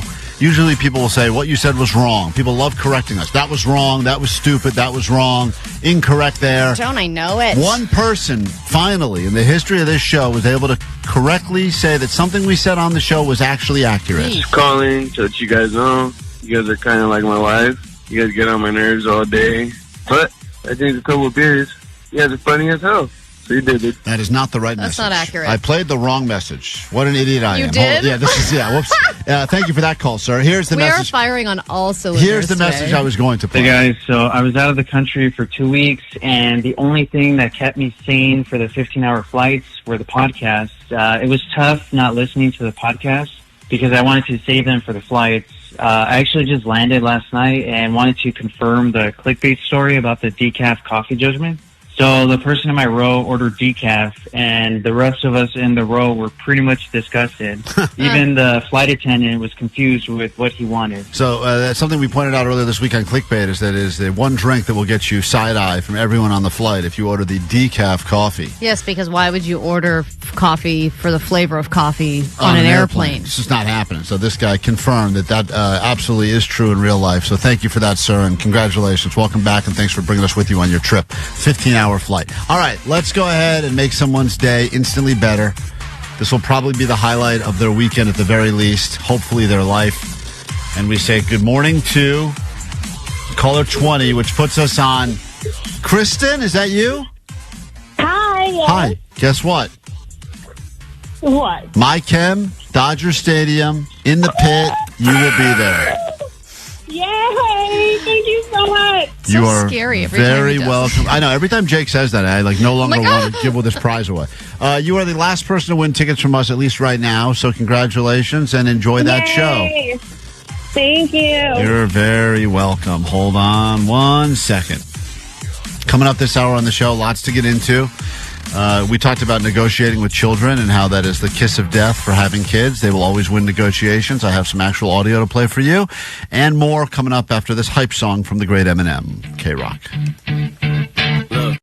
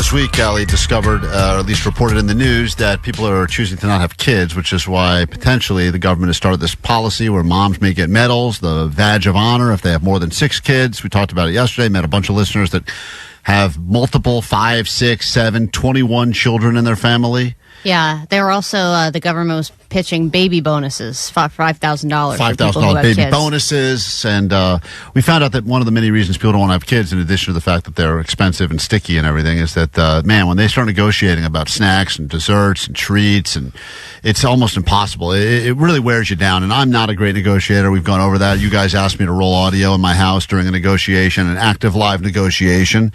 So I will play for you some of this right now. This happened last night. There's a little bit of chaos going on here, but it involved one of the kids wanting dessert after dinner, which is an ongoing battle that seems to never end. What's wrong with dessert after dinner? There's nothing wrong with it in theory, but the kids will, everything goes into, did I eat enough for dessert? I look at their plate, there's half a bite eaten out of one thing. And I'm like, no, you didn't eat anything. Right. Okay. How much do I have to eat? 5 bites, 3 bites, 2 bites. It's a whole, it's like a hostage negotiation every mealtime. So anyway, this is how that sounded. What are you saying? I want a C's lollipop. She wants a C's lollipop. I know you can't really hear that. Jesus. She sounds like she's... I don't know if she's drunk. What is she having after dinner? I think her dinner last night was a 40 of malt liquor, I should point out. I want a C's lollipop. She's trying to get a C's lollipop. She wanted a C's lollipop. Oh, okay. Okay. You want a C's lollipop? If you need me to translate it, if you're sober right now. I want a C's lollipop. She's trying to get a C's lollipop. Who hasn't been drunk and said that before, right? Come on, let's be honest. Why are you asking? Why do you think you get a C's lollipop? Because Mommy said I could. Mommy said what? I could. I should point out, Jerry the dog grabbed the dollar bill and ran off with it. So I got to deal with this problem now as well. The dog's eating a dollar bill in the background. Chaos. Yeah, well, $1. Jerry's eating a dollar bill. Guys. Oh my God. Jerry, drop it. But it's still $1. Sit it. He thinks he's rich. You ate half of the dollar.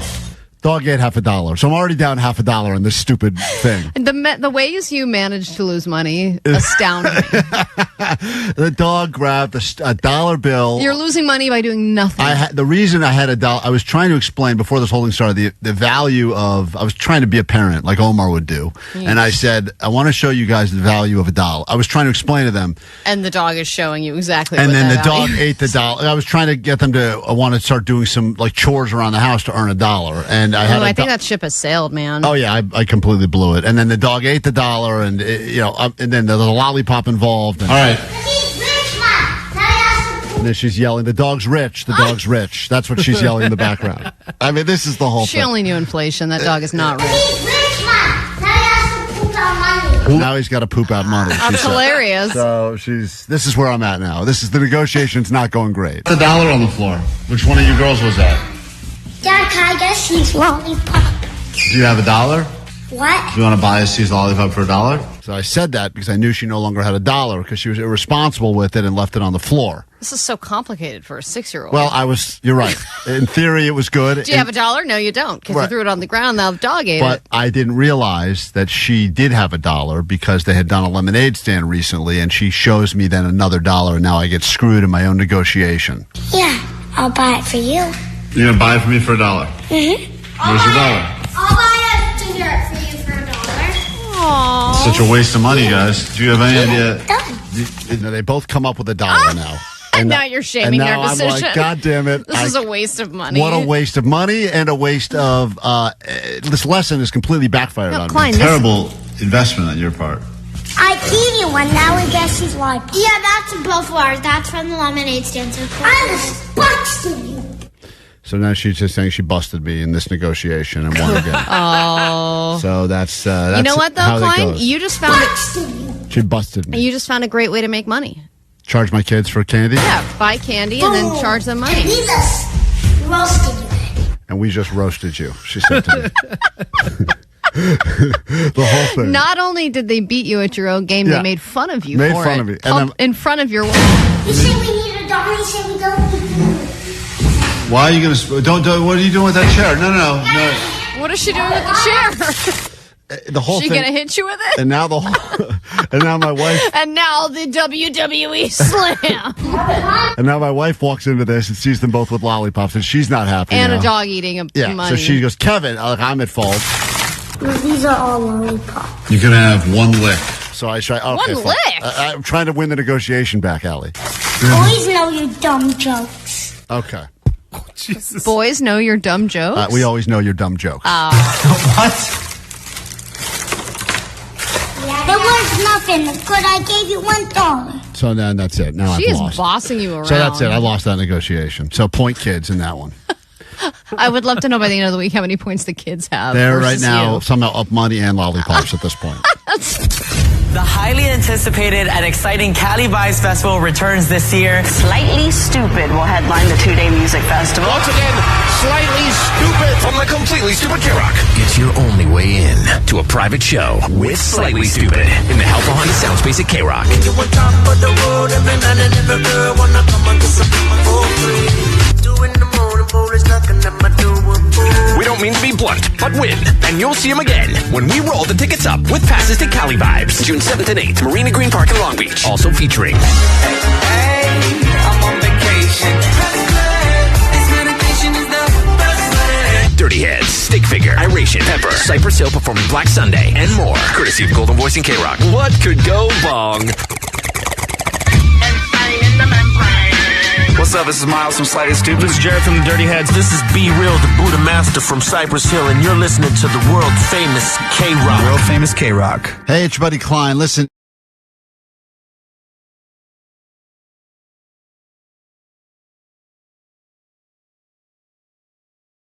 Warning, the following content may not be appropriate for all audiences. It definitely will not be visually appropriate, so if you are easily disturbed or perhaps you're in the middle of eating breakfast, I would not go to YouTube right now. I would highly recommend going to YouTube right now. Not checking out KROQ's live stream there, but you can listen as Allie shares with you some very intimate medical details about her body. Klein, what is the best female body part of all time? What is the most searched term? The brain. No, come on. I know what your answer is. Just say it. Guys, stop. Stop pretending you care about our brains and hearts. Guys, it's the window to the soul.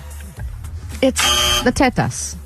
Allie, how dare you? The boobies. The calcium cannons, as they say. Mm-hmm. A lot of names for the mammaries. I think men and women would agree that by far, female breasts are one of, if not the greatest thing on the planet. I mean, even gay guys. They love to look at them, motorboat them, play with them. I love playing with them. Yep. It's great. Play with your own, play with other people's. Oh, my God. Sharing is caring. Girls like to touch each other's. So a doctor said that they would like to take an in-depth look at my breasts, my right one specifically, because of some... What is that sound you're making? I thought that was in my head.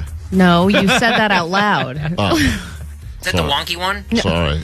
Well, they're both wonky for different reasons. Great question, Jake. But the Wait, right is the one... doctor taking a look because is there like a freak show aspect to this, or? Well, you know, there was a phone call made in the room to another person. He loves oddities. He's a big... Come see the freaks. So, This is Dr. Death. Hi, Dr. Death here. Welcome to my tent. Let's look at these oddities. Here's wonky boobs. So I said yes, of course, and it's my right one. It's my bigger one. And I said, no problem. They were going to do an ultrasound and take a real 360 view of the inside of my boob to see if everything was okay. And so I went in, and that's a cool image. I mean, you have oh my that. God, I've never seen the inside of my boob before. Yeah. How cool is that? Such a fan of the outside. I never even thought about the inside. I know. And so I get there. I've never been to this department, by the way, the breast department. Whoa. They have a whole department. Is there like a wing at the hospital that's labeled the breast department? Yes. There's a room called the breast department. I'm going to steal that sign. And then you walk in, and then they check you in, and then they take you from the regular waiting room to another smaller waiting room, and they say, okay, there's a little dressing room in here. Get undressed from the waist up. And you know how those gowns always open up in the back? Yes, They said turn it the other way so that it's open in the front. Oh, nice. And then go to the waiting room. I'm like, so I'm just... open. You're ready to go. Pretty much, yeah, ready to go for anyone to take pictures and looky out in the waiting room. So, can you stop with the sounds? What sound? you're making those vocally. I am? Yes. I swear to God, it's in my head every time. So I go to the waiting room, and I'm not alone. There's a lot of other women in there, mostly older women. Put it this way, nobody was on their phones in the waiting rooms, and everybody was reading the magazines. Mm-hmm. So I was, not in my comfort zone, and on the walls are all of these, motivational, hey, survivor, everything is cool, you're gonna be great, and you're a woman warrior and all this stuff. And I was like, oh man, this is a very weird experience. So I get brought in. They have me lay down on the table. They say, take your right arm out of the gown and then lay your arm up like Titanic style.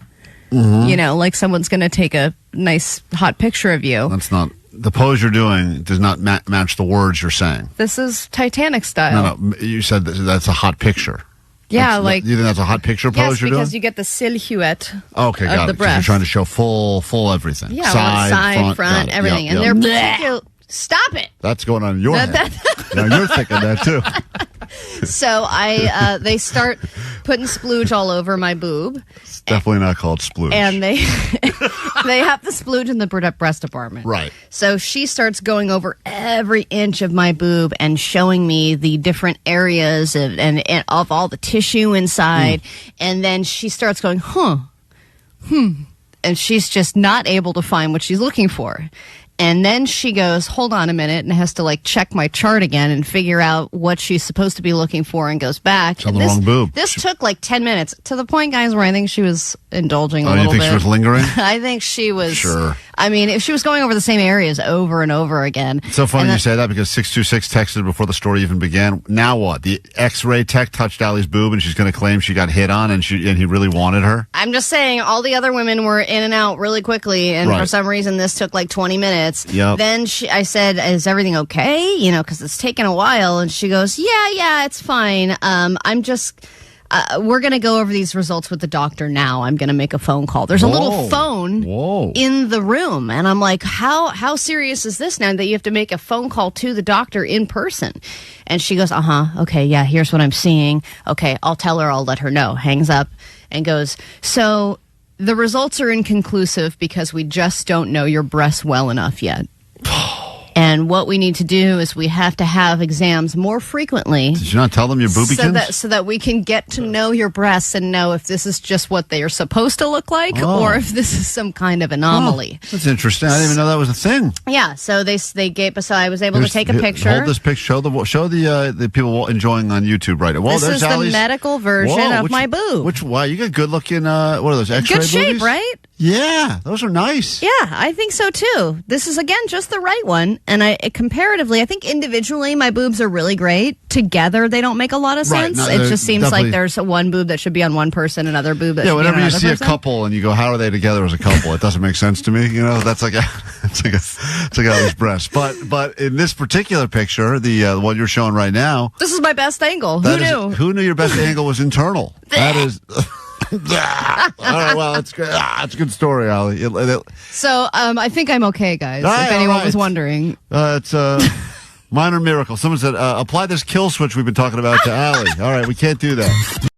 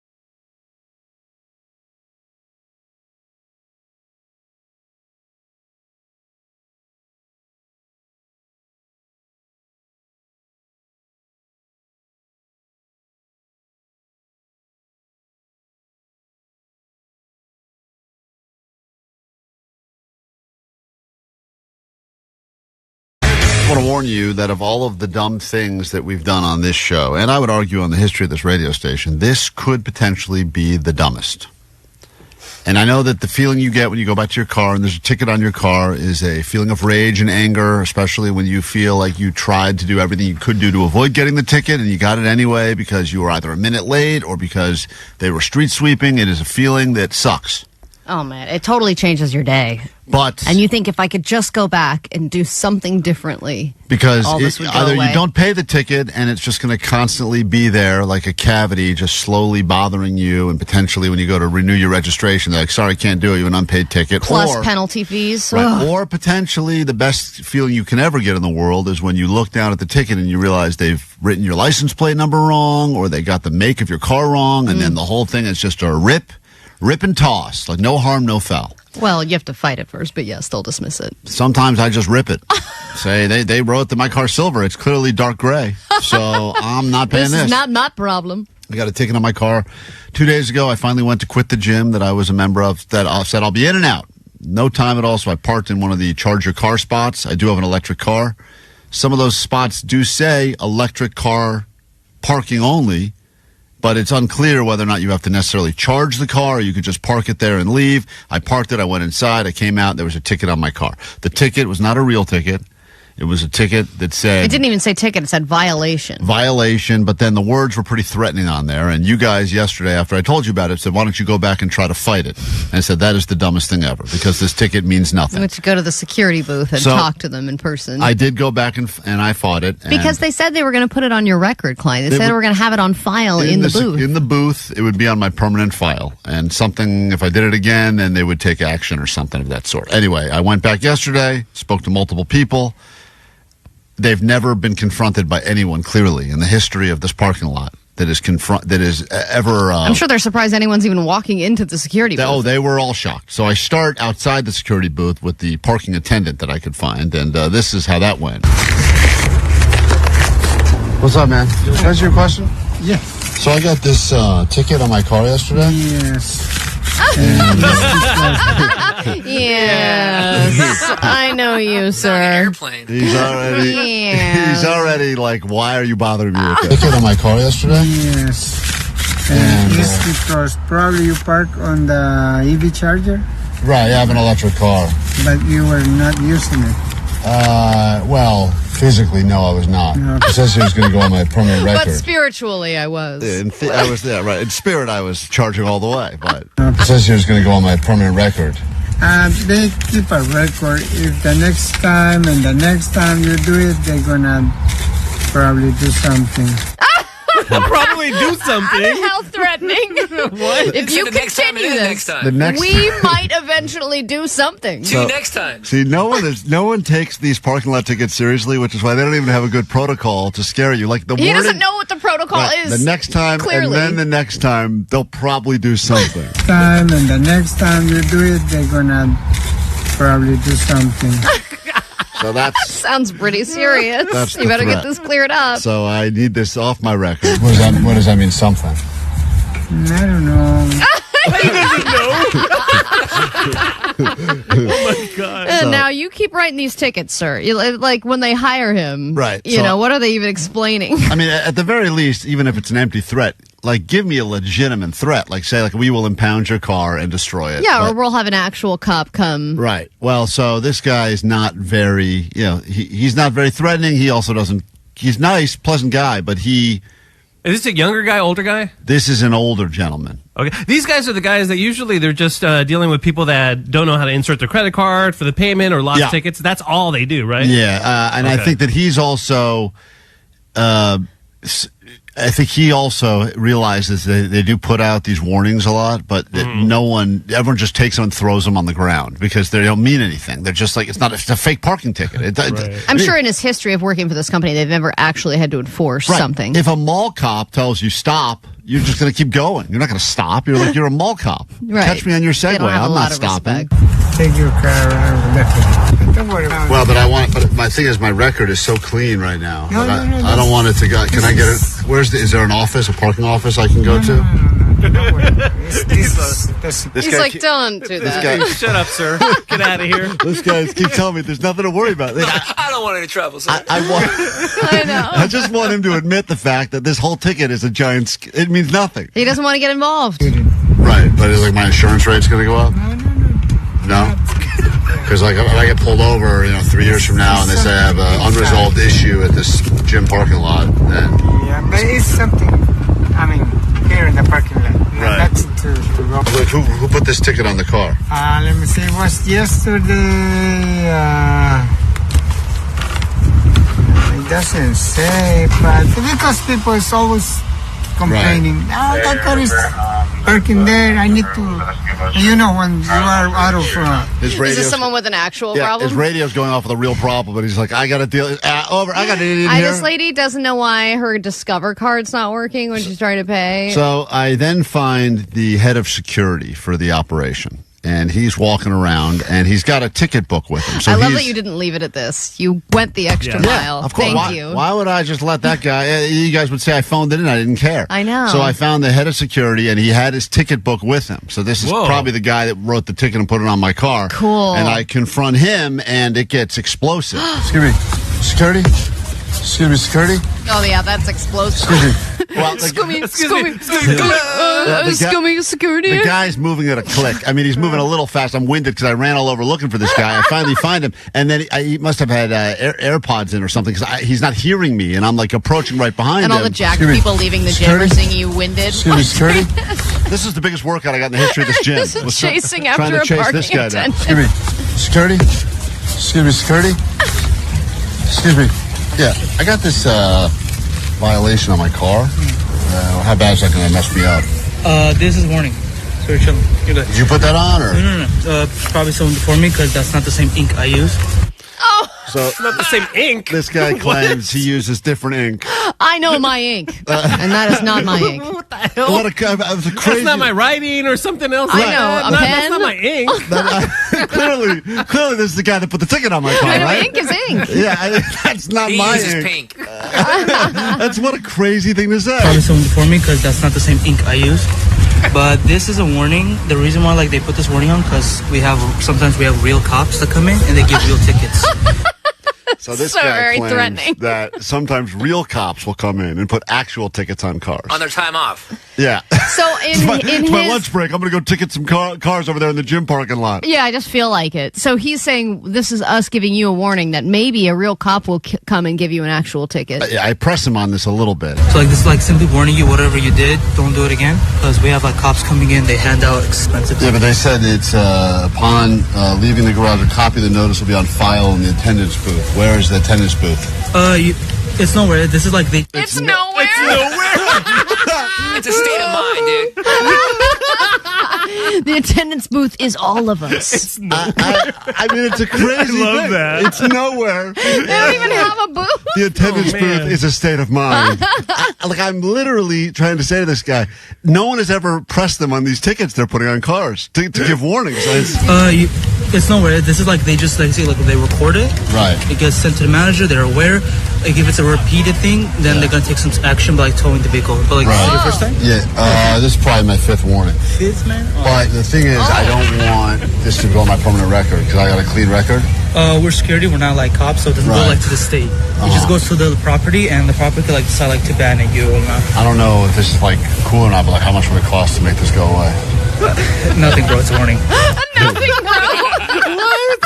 Take the money, So man. I'm holding a $5 bill in my hand, and I am trying. That's what you chose to bribe And I'm with. trying to slide it into his hand right now, and he's very uncomfortable that I'm trying to grab his hand. And you'll hear him giggle in a moment because I think I That's tickled my ink in him. hand. But Don't it touch costs it. to make this go away. Hold on. Let me take this back a little bit. So this is me trying to slide the money into his hand. I don't know if this is cool or not, but how much would it cost to make this go away? Nothing, bro. It's a warning. $20. It's a warning. It's not Right. gonna do anything. But I'm saying, is this gonna This is not on record? Absolutely not. It's not going on your driving record at all. Right. But you guys have it in the attendance booth. Yeah, it just goes to like the manager, and he's aware like of you, what kind of customer you are, and if it's a repeated thing. Is that guy here? Like, can I talk to that guy? He's not here right now. He's like in the other buildings. Because he also doesn't exist. Right. Yeah. He's also a state of mind. Listen to that. I say, is he here right now? This is the answer. He's not here right now. He's like in the other buildings. He's not here today.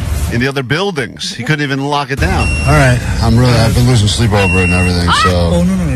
Don't worry. You don't got to like stress over for that. All right. But what is it for? What does it say? Non-parking in the not charging in the but I have an electric car, so I'm saving the planet. I'm a hero. Yeah, but like electric car or not, you have to be charging. Right. Because people need to like charge. Sometimes they come and like, I need to charge my vehicle. So all right. Yeah, it's not like I parked in a handicap spot or anything like that. No, if you have a handicap plaque, then you can park. Yeah, I don't. Then yeah, just like park in the 15-minute or get a ticket for 90 minutes free. So, all right, cool. All right, thank you. I appreciate it. So we ended as Wait, friends. you can get a ticket for 90 minutes free, and you still chose to not get a ticket and park in an EV spot? Yes, that's right. That's right. Let's not focus on that part of it, Allie. Don't worry. It's so unavoidable. The important thing is that we got to the bottom of that, and I feel like I won this battle. I actually have more questions than answers about how all these parking lots are run. Yeah, it's one giant scam.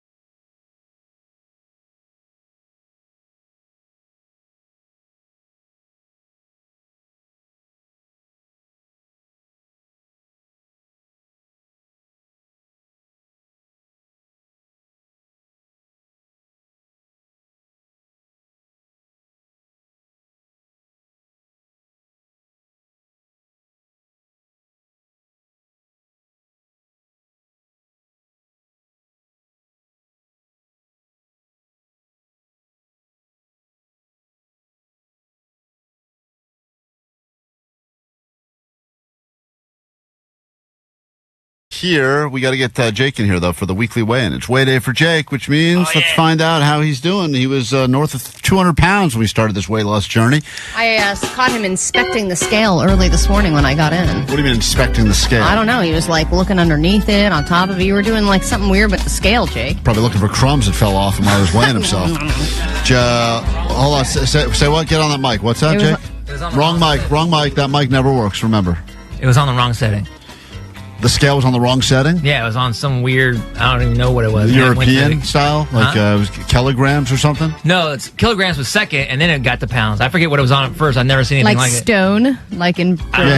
Jake has very old scales. He found this scale in someone's yard one day, walking around. So this scale is not... Jake, where were you last week on this weight loss journey you're doing? And by the way, when I bring you in here, it's not just because we want to see how much you weigh. You're supposed to mention the good folks at lasara.com. Thank you. I always forget his plug. LASARI.com. Well, you shouldn't have to remember. No, I shouldn't, but I try to set Jake up for this. I'm like, Jake, you look great. And he's like, yeah, time for the weigh-in. What? Thanks to no one. Mention the place because that's why we're doing it. You asked about the scale. I was trying to explain the stupid who cares? Scale. We're here to do this bit to keep sales happy. So what are we doing? I'm stepping on the scale. For who? Lasara.com. That's right. Thank you. Jesus Christ. Pulling teeth around here. All right, let's get to it. Jake's making his way over to the scale. Last week he weighed, 280 something. He's down a ton since he started this thing, which is incredible. And he looks better. He was looking real sloppy and fat. It would also be great if we knew the weigh-ins. Yeah, that would also be helpful. But we don't know anything, so we're just sitting here rambling until... Really? Whoa. Jake, Whoa, Jake, are you kidding me? Are you under 180 now? He is very close, Allie. 181. Whoa. 0.2, which means if you think about it, He lost like 5 pounds in a week. That's incredible. No, I was at 184 or something. Well, regardless, we're trying. Don't get caught up in the goddamn details. I didn't lose that much. Thanks, Lasara.com. You are terrible at this. Why is Lasara sponsoring you in any way, shape, or form? I'm telling the truth. Yeah, I know, but Allie's saying you look great. You lost like 5 pounds. No, I didn't. No, it was 3. Lasara did nothing for me. Just say, yes, it's been great. I love Lasara.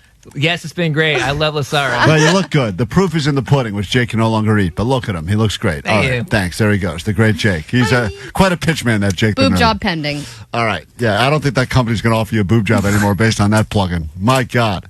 I mean, Omar, you've been in radio a long time. Yes, sir. Am I not trying to set this guy up to succeed with this thing he's doing? You are pulling teeth, sir, is what you're doing. Pulling goddamn teeth. Yes. Right, bring Jake and get the scale out.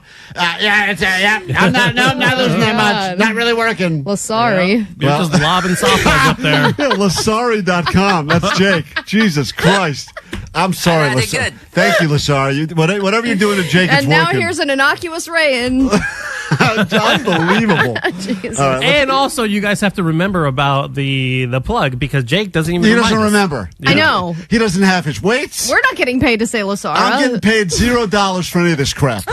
I'm trying to set up Jake for a big success. We're trying to help Jake and help, and then the station and everyone. Allie's even giving him compliments. Oh, wow, that's like 5 pounds. No, it's not. What does it sound like? It is, Jake. Oh, Christ. We need the weekend. God, you're angry when you're skinny. More than ever. Let's bring back Fat Funny Jake. I can't wait till we get a weight gain company to jump on board next time. Oh, yes. Help Jake gain all this weight back. Sardass. Oh, my God, cool. All right, let's do some takeaways. Go to thesardass.com. I'm pounding cheeseburger. He'll ruin that as well, I'm sure. Takeaways from today's show, and then let's get your weekend song and officially get out. Goodness. Hey, thank you, by the way. In all seriousness, thank you to everyone who helped us crush that 100K on KROQ subscribers. Stick around. Don't unsubscribe because Allie's going to be posting this weekend her big Granny Panty Haul video. Very exciting Sure stuff. will. Okay, 408, my takeaway is if you're betting on the next Pope, put your money on Old White Guy. Old White Guy for the win. Come on, baby. 562, my takeaway is Omar knows plenty of D words. Lots of them. He used them all before 6:30 a.m. this morning. Yeah, listen to that if you missed it. Drama. 818, my takeaway is Kevin Ryder is K-Rock's chicken tender. Yeah, we took him away 5 years until you craved him, and we brought him right back, put him on the menu, and we're serving him up every afternoon with 3 sauces of your choice. And 626, my takeaway is pay your tickets or something will happen. Something could happen to my car at some point. What's your takeaway from today's show, Allie? My takeaway is I'm going to preheat myself a mean casserole tonight. Got to preheat. It's the best setting to cook on, according to John. If you missed that, check out the complete podcast wherever you get your podcasts. We recommend Odyssey app, but really anywhere is fine with us as long as you listen to this show, Klein Alley Show. What's your takeaway, Omar? My takeaway is that Jake's man boobs run in the family. Yeah. Yes. That's many generations. Jake's great-great-great-grandfather rode Giant, his... legendary jugs.